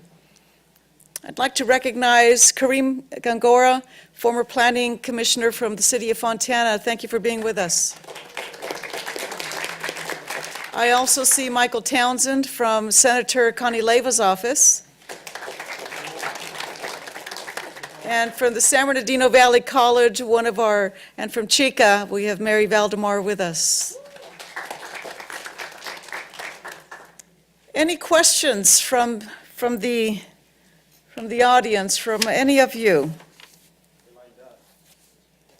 Our first one then.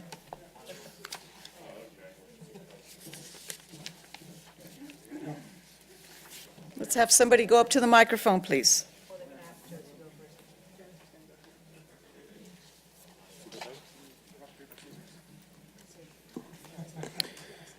Hello, my name is Michael Townsend. I represent Senator Connie Leva. She's asked me to come here today not only to take copious notes and report back to her, but also to support her colleague and friend, Assemblymember Reyes, because they work so closely together and this is an issue that they both feel so deeply about. I want to congratulate Assemblymember Reyes for doing such a fantastic job of bringing these pertinent issues to the public, and to also support what she said about the importance of bringing the astute members of the Inland Empire community who know how to outreach to specific demographics in specific ways, because we communicate differently and we have personal connections.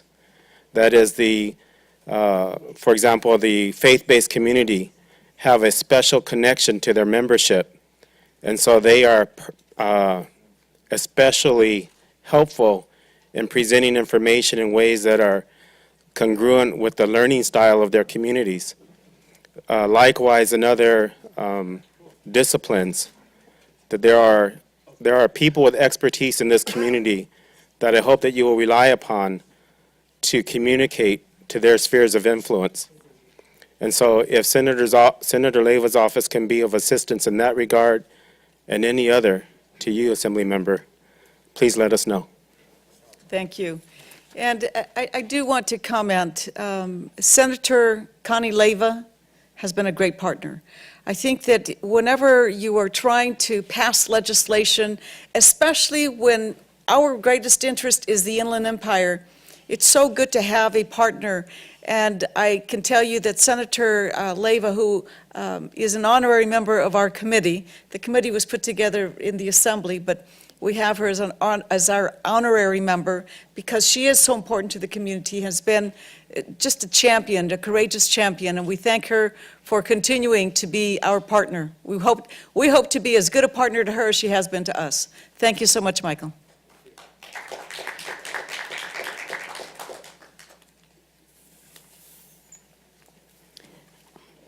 Good afternoon, Assemblymember Reyes. My name is Dr. Mary Petit. I am the founder, co-executive director of Incredible Edible Community Garden, a 501c3 nonprofit since 2009 serving predominantly San Bernardino County and working in the top disadvantaged communities. I have some prepared remarks, having looked at what I thought the agenda was going to be, but before I start that, I really have to make a comment that we received notice of the meeting, as I think most people did, about a week ago, and it looks like there were 8 distinguished people that were asked to speak here. It was curious, perplexing, and most importantly disappointing to me that Eleanor Torres, who is the Inland Empire representative on the Environmental Justice Advisory Committee to the California Air Resources Board for over 2 years, who has attended all of the meetings, plus many meetings that popped up very contemporaneously with what she's doing, and she gets there, that she was not considered a distinguished guest on this panel. Eleanor, as co-executive director with IECG, like myself and like our partners and our volunteers, are a boots-on-the-ground grassroots organization. We're taking all of the policy that has been done, and we're implementing that policy, and we're directly in the communities. Our partners, as an example, include NASA, ESRI, the Mojave Desert AQMD. We have a variety of cities that have partnered with us on a lot of projects, including the city of Colton, city of Fontana, Rancho Cucamonga, city of Barstow, and most of the high desert communities on our current project, which is a large grant received through GGRF funds. We have education partners. We're partnered with pollinator sanctuaries, et cetera. And it goes to our core mission of both food security as well as environmental equity. Eleanor, at least, has represented the Inland Empire community religiously, unlike her predecessor. Just in talking about the GGRF funds from the California Climate Investment Fund, we have been fortunate to receive 3 GGRF fund grants. We are one of 4 organizations in the entire state to be awarded the top grant of $1 million, our current grant, which is the Route 66 Veterans Memorial Corridor Project. We use local contractors who reside in the top disadvantaged communities, the top 25% disadvantaged communities, and we ensure that they're paid greater than minimum wage. We have a green infrastructure technician training program that has been funded by the first GGRF grant we got from CAL FIRE, all through the urban forestry portion of the program. And we are targeting people in communities for this program that are probably not the ones that would be selected for a lot of the renewable energy jobs and the other jobs that are so greatly needed in this county and in the Inland Empire, but people that are somewhat left behind. We work solely in the top 25% disadvantaged communities with over 95% of our funding that goes directly into the community project. And we have outreach with bilingual education through our partners at PBS, such as Curiosity Quest and also Our California. They get the word out. Last but not least, we do a lot of low-tech type of projects, such as tree planting, where trees are the first line of defense and the least expensive option in terms of carbon sequestration. I just want to conclude by saying that well, I wanted to let people know exactly what a grassroots organization that we turn out to be. We're the largest agroforestry nonprofit in the Inland Empire and in the county, and a multi-million-dollar organization, and we don't pay ourselves. The last thing I wanted to mention, though, is now that you know a little bit about us, there are some issues that have happened in the last several months with regard to cash advances that I know a lot of legislators worked on a legislative fix for nonprofits to get for the GGRF funds. And if there's a possibility, we can get a meeting at your office to discuss this further.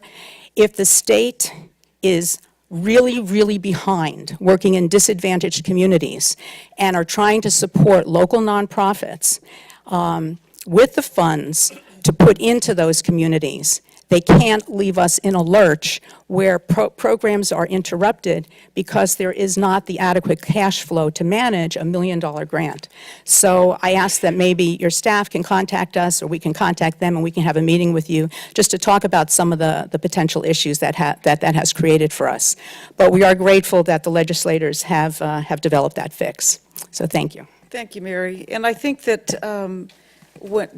two things. Eleanor Torres she has shown all of the work that she has done. And I have gone to a number of the programs. Nobody is being slighted. I hope that this is going to be the first of many. And I think that this isn't the only speaker that we did not include. There are others that we just couldn't include everybody.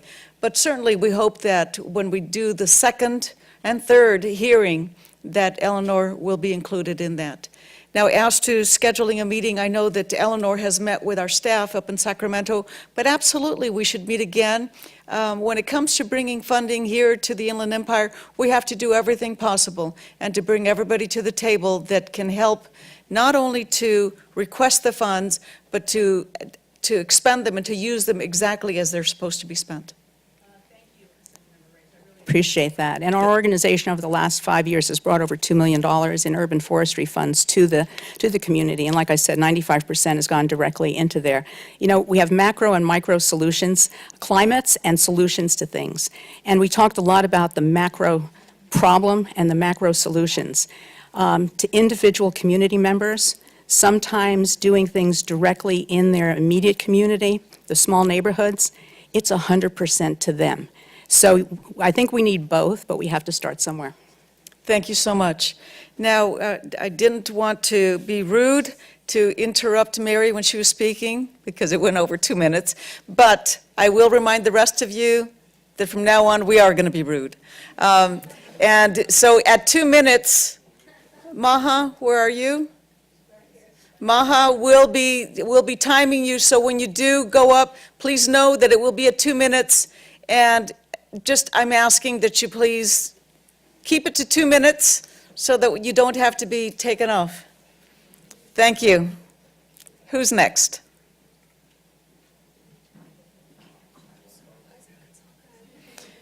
Is Supervisor Gonzalez still here? Oh, Supervisor Josie Gonzalez. We're here in your office, and I know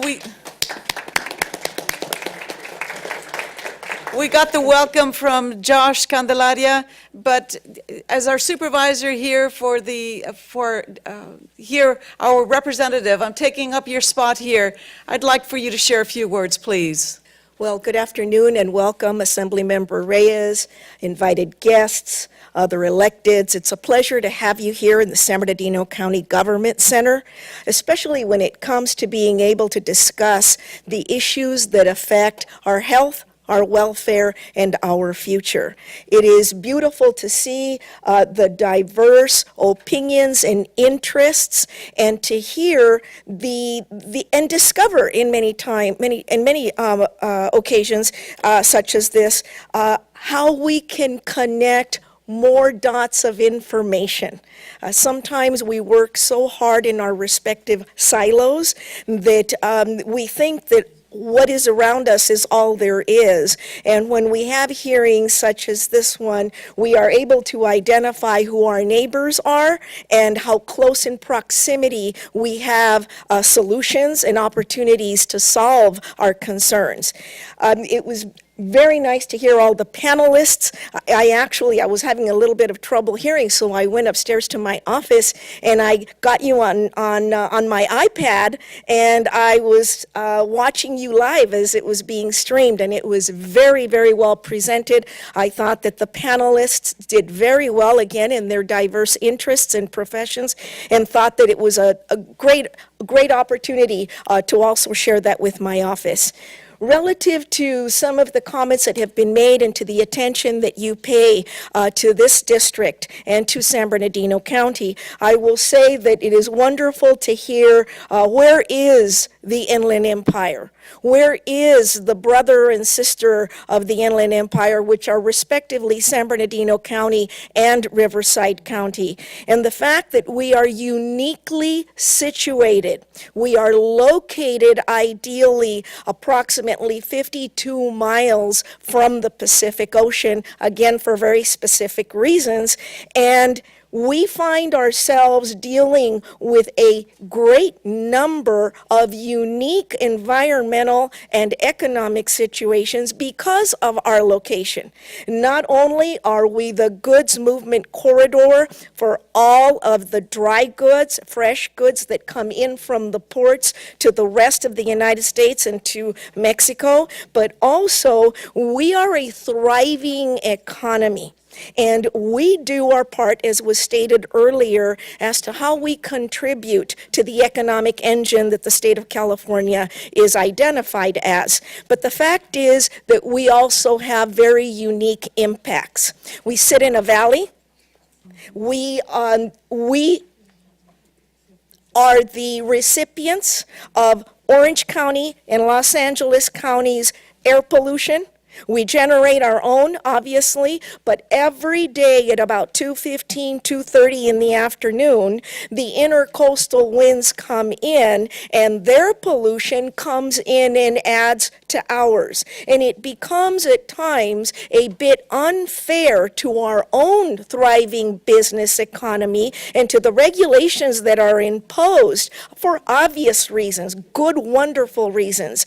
But it does become an unfair burden, whether it be on the building industry or on any other manufacturing element. Wanting to be able to be good partners, I think that select committee hearings like this identify the need for us to work together. Being able to talk about electrification, talk about how the building industry can play a role by including home charging units in every new home that they build, and that then the potential automobile buyer can have a wider opportunity to select an electric car, a car that is more environmentally friendly. Being able to look at our greening responsibilities, whether it be because of the fires or because of drought, it becomes irrelevant. We know that we need to build our oxygen components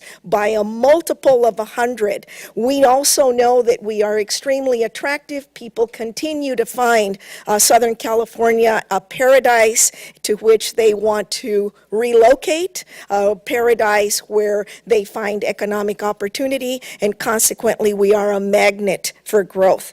Being able to identify these and many other elements, I would say conflicting elements, complementing elements, are all issues that we need to work together. And I'm proud to have you in chambers, Assembly Member. May you be blessed, and may all your hard work be something that everyone benefits from. Thank you so much, and welcome once again. Thank you so much. All right, she was our hostess, so she got a whole lot more time. We're back to 2 minutes. Thank you, Supervisor. Yes, Mary. Hello, Assemblymember Reyes. Mary Valdemar. I am the chair for the Metro Conservation Committee for Riverside and San Bernardino with the Sierra Club. I'm also sitting on the sustainability committees at San Bernardino Valley College and the San Bernardino Community College District. And I'm the co-founder of an organization called Chica, which does a lot of environmental justice work at the grassroots level. But aside from the, giving our ego, resume of what we're all involved in, I really want to take the time to actually offer gratitude. For many, many years, I have been testifying in front of AQMD and CARB and any forum that talks about environmental justice, particularly air quality, with youth, and particularly youth of color and queer youth from the cities that actually live in San Bernardino, Rialto, Colton, Fontana, Muscoy, Riverside, in some of the most impacted regions where we've been discussing today. And I can tell you that the conversation thus far has very much been a stacked deck. It has been big oil and gas company influence, nonprofits that are highly influenced by funding from powerful leaders that are in the pockets of the fossil fuel industry. So this conversation today, this testimony today, this hearing today is refreshing. It's a refreshing change to see and hear forward-thinking innovation that doesn't settle for less in the Inland Empire. It's also refreshing to see honesty about the real threats that we face every day in the streets of our communities. And the biggest threat is not gun violence, it's not gangs, it's the air quality, with 6,000 people dying every year, as someone stated. We need courageous leaders like you. We need to have these rough conversations. We need grassroots, community-led stakeholders at the table, orgs and solutions, and we need those training programs that can start the pipeline towards green jobs in the future. We also need to be protected from the wolves in sheep clothing that aren't here for the right reasons. And I thank you for bringing those people here today who are committed and authentic in fighting this cause with us as community members. Thank you. Thank you. Good afternoon, Assemblymember Reyes, community members. My name's Kareem Gangora. I'm a parent of 3 in the city of Fontana. I only have 2 minutes, so I might go a little quick. I apologize in advance. But before, I want to dive into the legislative victories that have taken place, that have provided some measure of success in my community. So Prop 39 was passed in 2002, and so just recently this year, our Unified School District allocated some of that funding in order to provide a solar project that now generates 80% of the energy of our school district. So that's a great thing. The Southern California Air Quality Management District has provided 2 electric buses, I believe, to 33 school districts, and one of those school districts was Fontana Unified. So we have 2 buses and now a charging station. And with that comes a bit of concern because I think it's unintended consequences from legislation.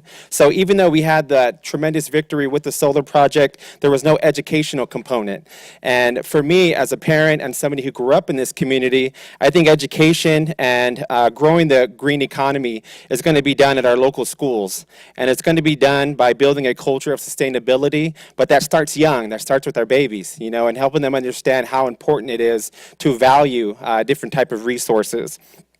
So some of the things that I've come across is potentially looking at how we could reinforce educational opportunities to advance social and emotional learning. So something I'm working on right now is an aquaponics program at one of our local high schools. This is actually teaches kids directly how to grow and live off a grid that's really easy to create in your own home.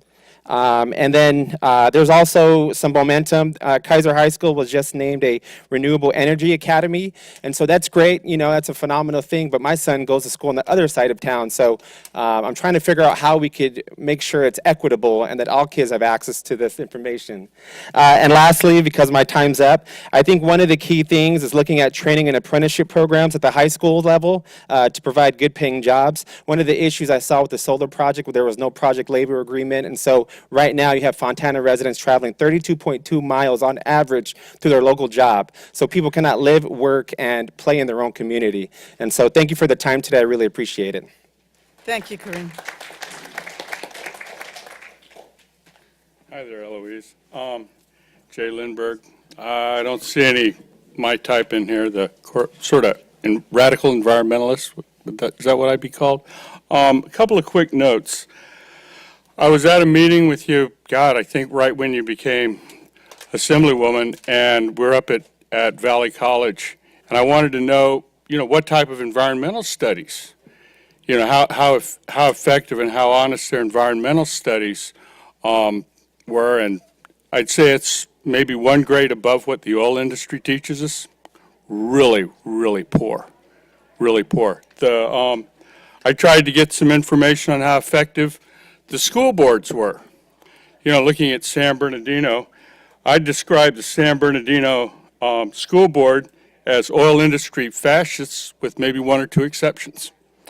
And the bottom line is this climate stuff.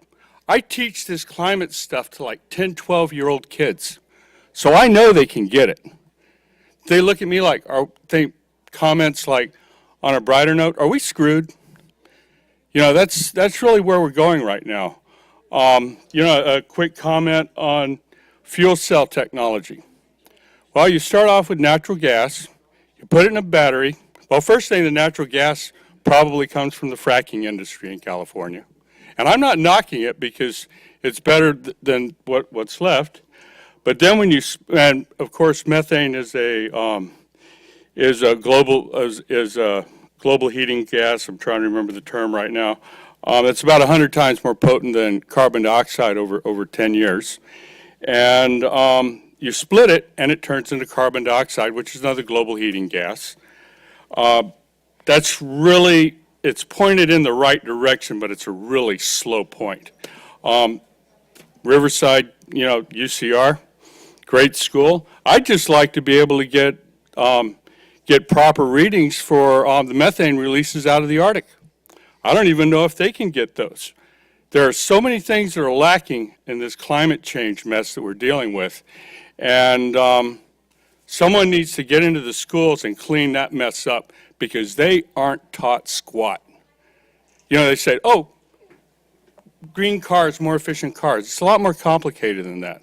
So I'd like to sit down and talk with you. This is a mess. And where's the Riverside UCR folks? Are they over there somewhere? Oh, yeah. I'd like to talk to them. Take it easy. Nice seeing you again. Thank you very much. Good afternoon. Hi, I'm Paul Francis, CEO of Kidget Inc. Kidget is Keep It Green Tech. We are electric vehicle charge station manufacturer. I'm also on the subcommittee for the Cal Seed Fund, which is where we offer college students and entrepreneurs up to $650,000 in funding for green ideas and cleaner air. Additionally, our company has recently worked in local San Bernardino County high schools, offering students internships to actually build charging stations and test them. And Assemblymember Reyes, I'd just like to say thank you for your continued support and your action towards this. And your staff has actually shown support in the forms of letters for our company to conduct these types of projects in the Inland Empire. When you talk about what we're doing as a community and as a company, part of our commitment is to reshape 100 years of human habit. And right now you see that in between the 215 and the 57 freeway, there's over 700,000 people in disadvantaged communities. They're expecting as a state 100,000 people in just this community to be online and drive electric vehicles. Our company is offering job support and job training to support this shift and installation help for community members and families like this. Just like when we were at CSERT and we saw you there at National Drive Week, that was absolutely incredible. We want to see continued support like that. And more of you guys, if you guys would like to find out more about our company, the Cal Seed Fund, how we can get a charging station in your community and homes, please contact me. I'm Paul Francis. Thank you once again. Thank you. Thank you. For those coming after Paul, I'd like to remind you all that he didn't have to be asked to end. And before you make your comment, I do want to take a moment to introduce my staff, if I may. My District Director, Inez Canella. Inez. She's probably working right outside. Maha Rizvi. Daniel Peden. Also working outside. Daryl Fry. From my there's Daniel. From my Sacramento office, we have Melissa Cosio. and Matthew Hamlet. All right. Thank you for allowing me that opportunity. Please. Thank you. My name's Gerald Katz, and I've been involved in energy, environment, and health for since the 70s when I took Riverside City College, community college now. In 1972, I was taking air conditioning and refrigeration, so I'd have a trade in case academics didn't always hold up. And they had a solar energy class. The community college there not only had solar energy, their auto shop had converted a truck to run on hydrogen produced with off-peak energy and solar panels. This is 1972 when the movement was starting up. And then, well, it went down. And I finally moved into environmental health, got my degree at Cal State San Bernardino, where they had a wonderful course that integrated health and human environment, looking at all aspects of health, not only lack of disease, but positive things like having a good community, having good spiritual and social relations, and that your health depended on your air, your water, what you ate, and many other factors. We were told if on the occupational health portion, if you see a problem, find a solution. Don't close business down because contaminants and pollution can be hard on the workers. Unemployment is also bad for their health. So it was always find a way, be innovative, inventive, find a way to turn a problem into a solution, recover, reduce, change your materials so you can have a healthier environment and actually create more jobs rather than closing a business down. Okay, so it's time to, then I worked for in Westside San Bernardino for 10 years, teaching young people solar energy, efficiency, renovating homes, installing solar, teaching young people electronics as well. Okay, so, and 10 years, 20 years at Colton, where I helped advance with the help of the state legislature. Utilities don't want to sell less energy. They don't even want to sell cheap energy.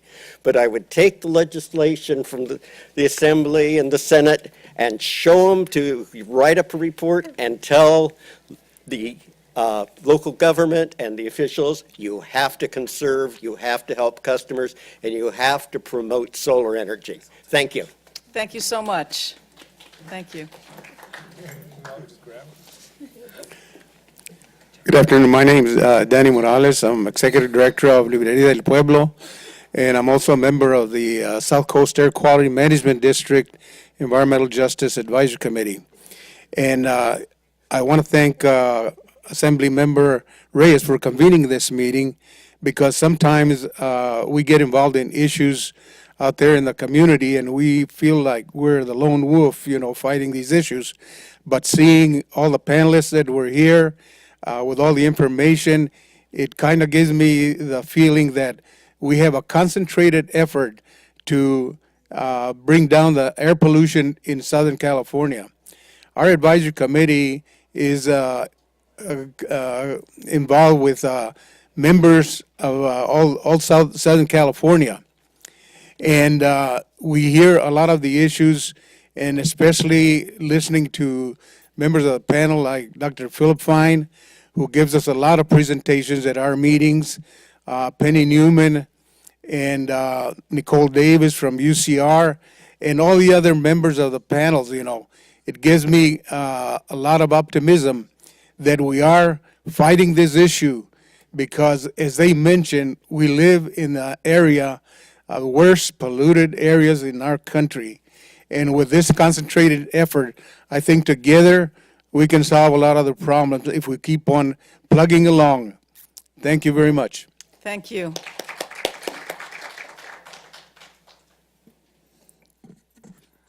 Good afternoon. My name is Marvin Norman, the Inland Empire Biking Alliance, and also a resident of the Inland Empire. Thank you, Assembly Member, first of all, for convening this hearing. It's great to have this conversation being had in the community.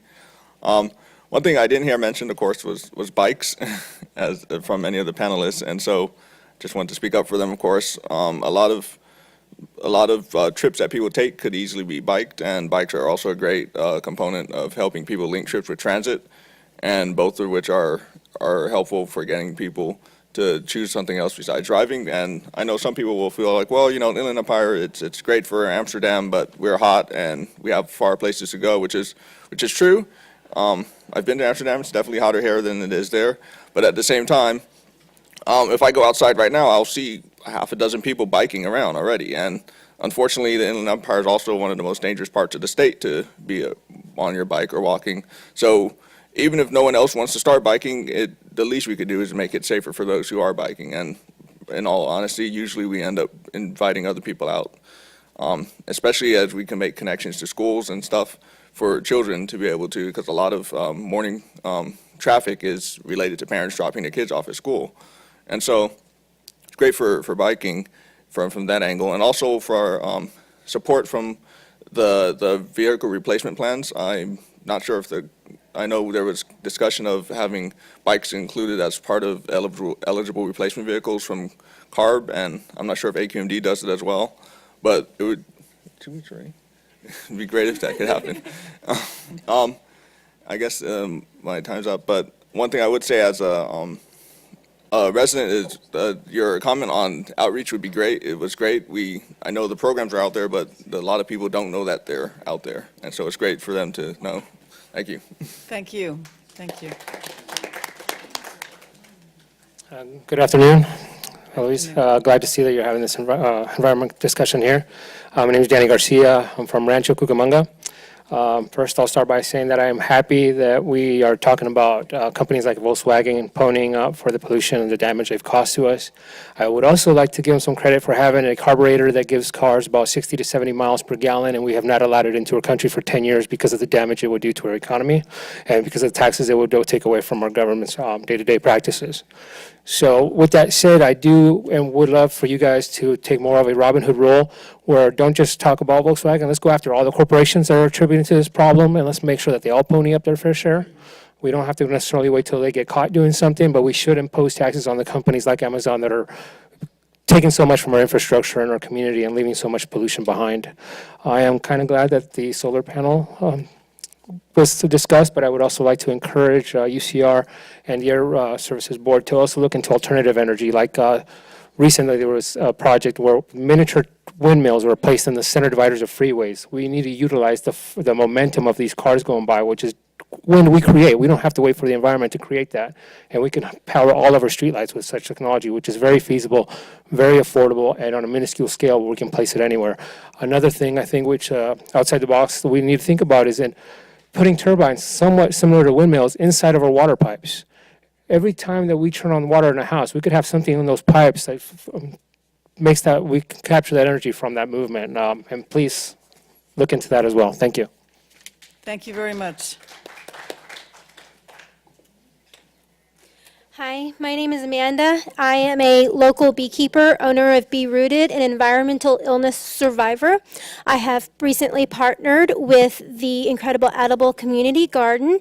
We are striving towards grants and in building community partnerships to actually address what has been mentioned here many times, and that is the education of our children. Because in order to solve our environmental problems, the inside classroom must come outside, and they must be in the environment to not only see the problems, but also to see the solutions. As a matter of fact, yesterday I spent most of the day with the Rialto School District in discussing their plans for a new project, partner with the IECG, especially sponsored by Eleanor herself. And we wanted to have outdoor classrooms to have these technologies that we've discussed today. And so much can be applied there. Learning about wind energy, learning about the solar, learning about microbiology, learning of soil biology and how that relates to carbon in our atmosphere, taking citizen science projects and applying that. But one of the industries that I did not hear mentioned here today is our sustainable land management industry. In talking with the cities and talking with the school district and talking with the residents, there's not an industry in the Inland Empire to sustain their requests and their demands. And so pollinators, as a beekeeper, are very important to me.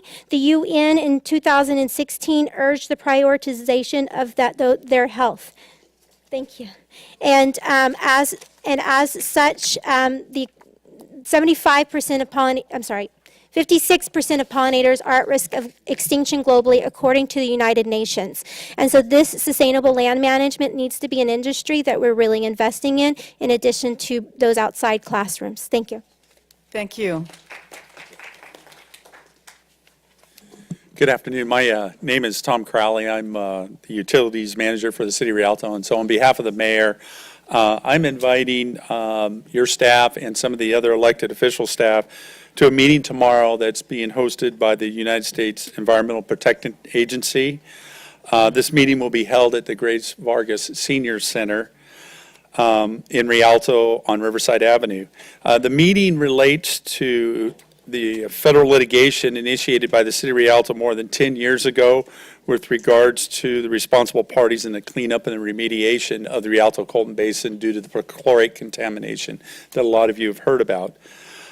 Specifically, the purpose of this meeting is to obtain public comments regarding a proposed consent decree. That's an agreement between the federal government and some parties that who were responsible for some of the contamination. This consent decree is over what they call the Wong Estate. It's a 62-acre parcel that is located in the northern part of the city of Rialto. In exchange for the negotiations with the Wong Estate, they're going to pay approximately $6 million, and the money is going directly toward the U.S. government and also Goodrich. None of that money will be going back into the communities of Rialto and Colton, and so it is our intention to try to get much support from our legislature, also our federal Congress people, to come and provide information and support of the city of Rialto in opposing this consent decree. So thank you very much. Thank you.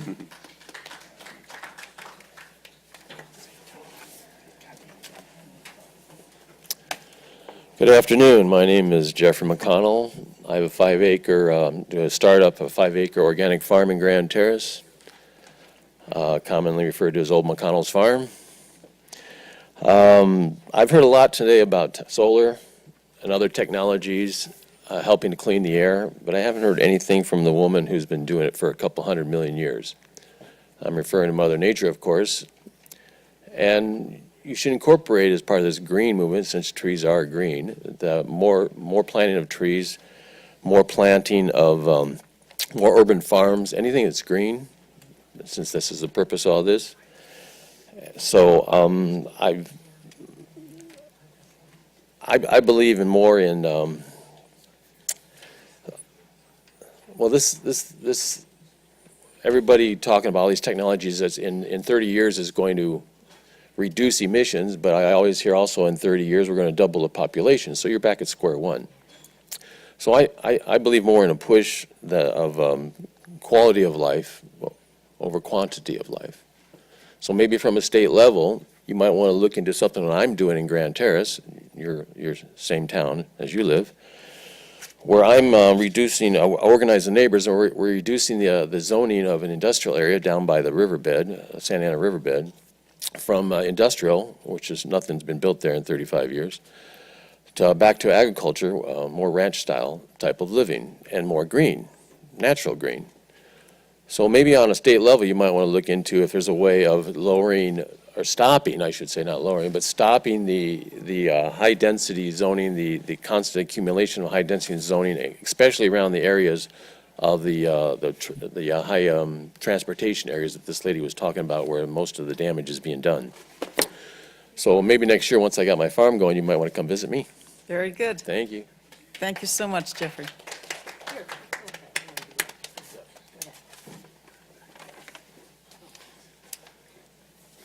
Good afternoon, Assemblymember Reyes. Thank you for holding this. My name is Jeff Allen, Planning Commissioner for the City of Grand Terrace.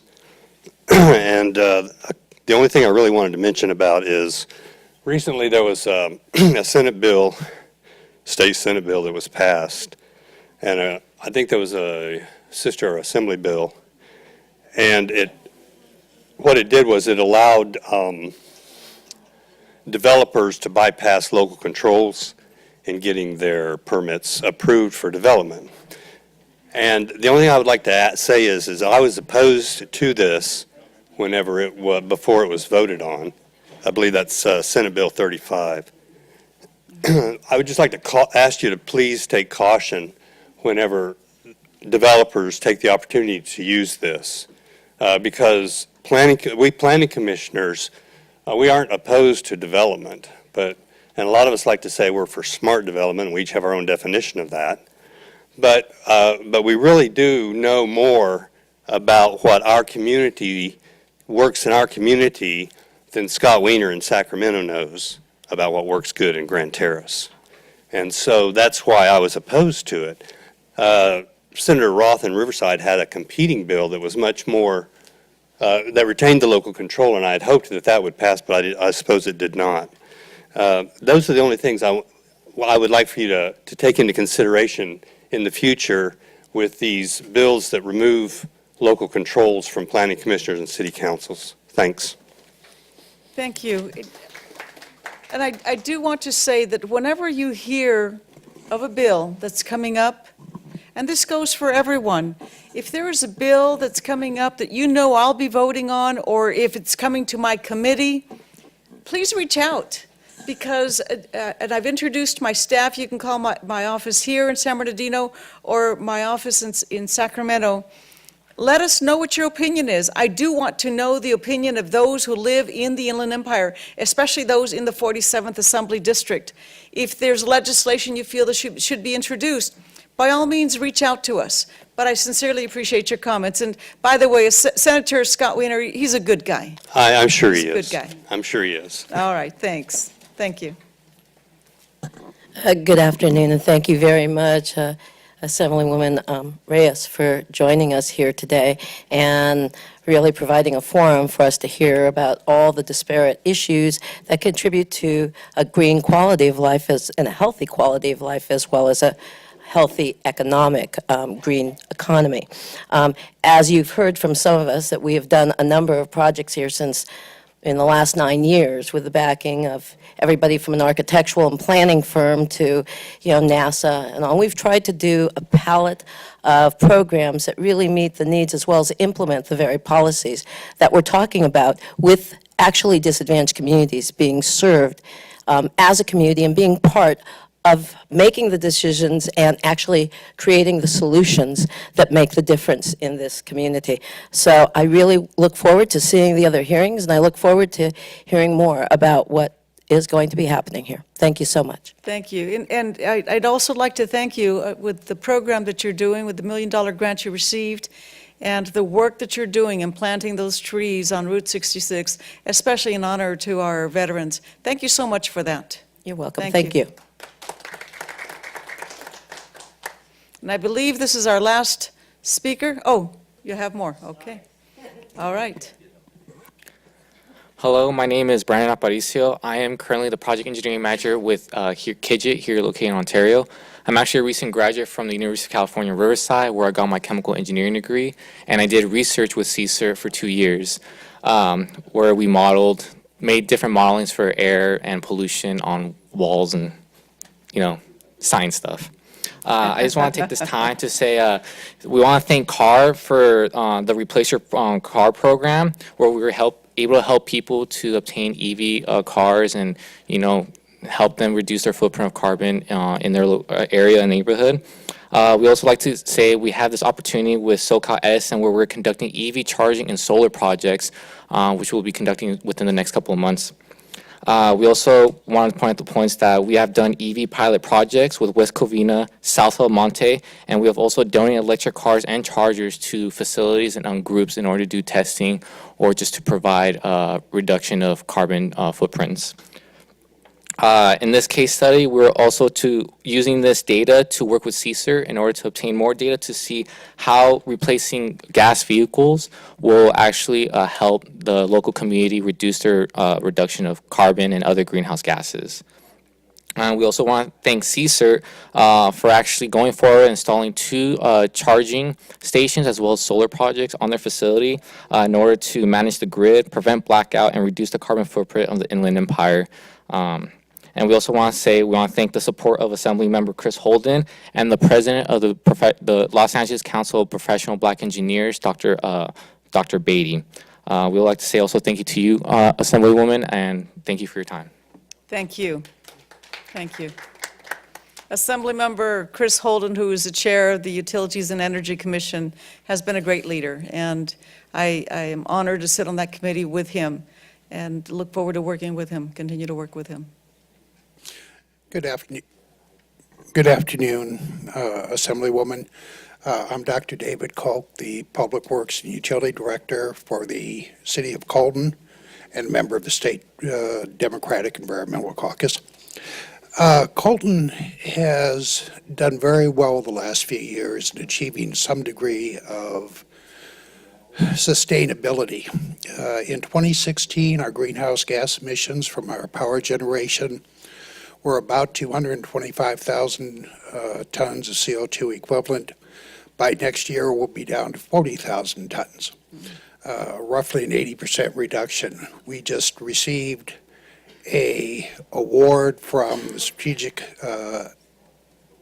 Electric Power, or Smart Electric Power Association, as the 7th most solar-intensive utility in the United States. And we were the first utility at least in San Bernardino, to establish a sustainability department led by Jessica Satoris to move both water, electric,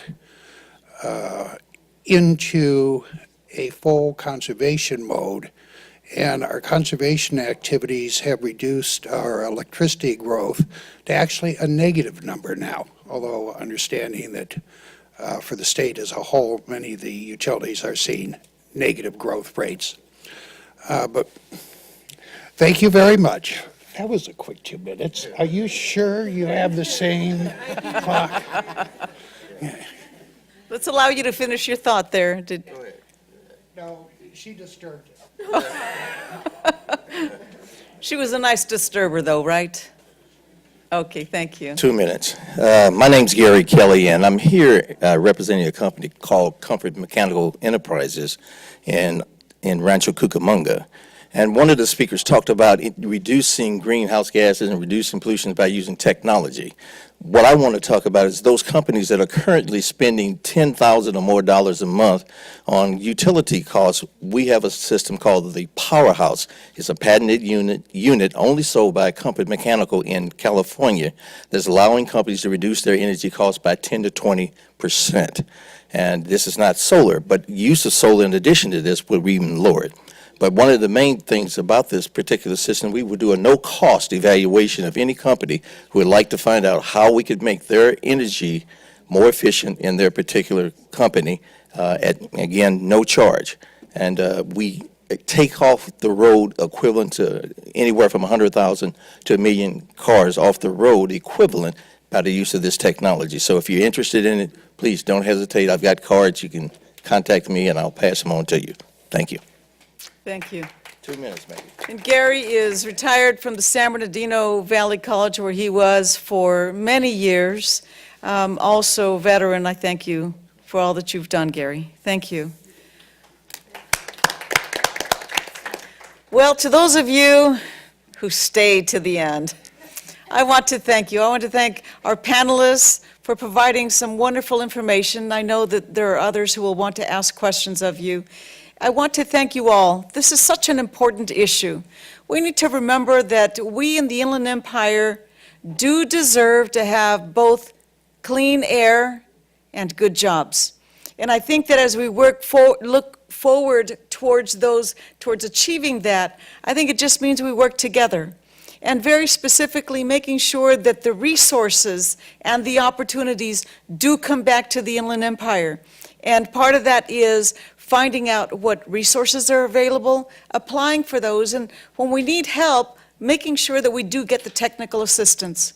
I do want to ask any of you who find a grant that you're interested in or want to find out more about opportunities, do reach out to our office. We will do the research with you. We won't write the grants for you, but we will do everything that we can because we know that if you succeed, all of the Inland Empire will succeed.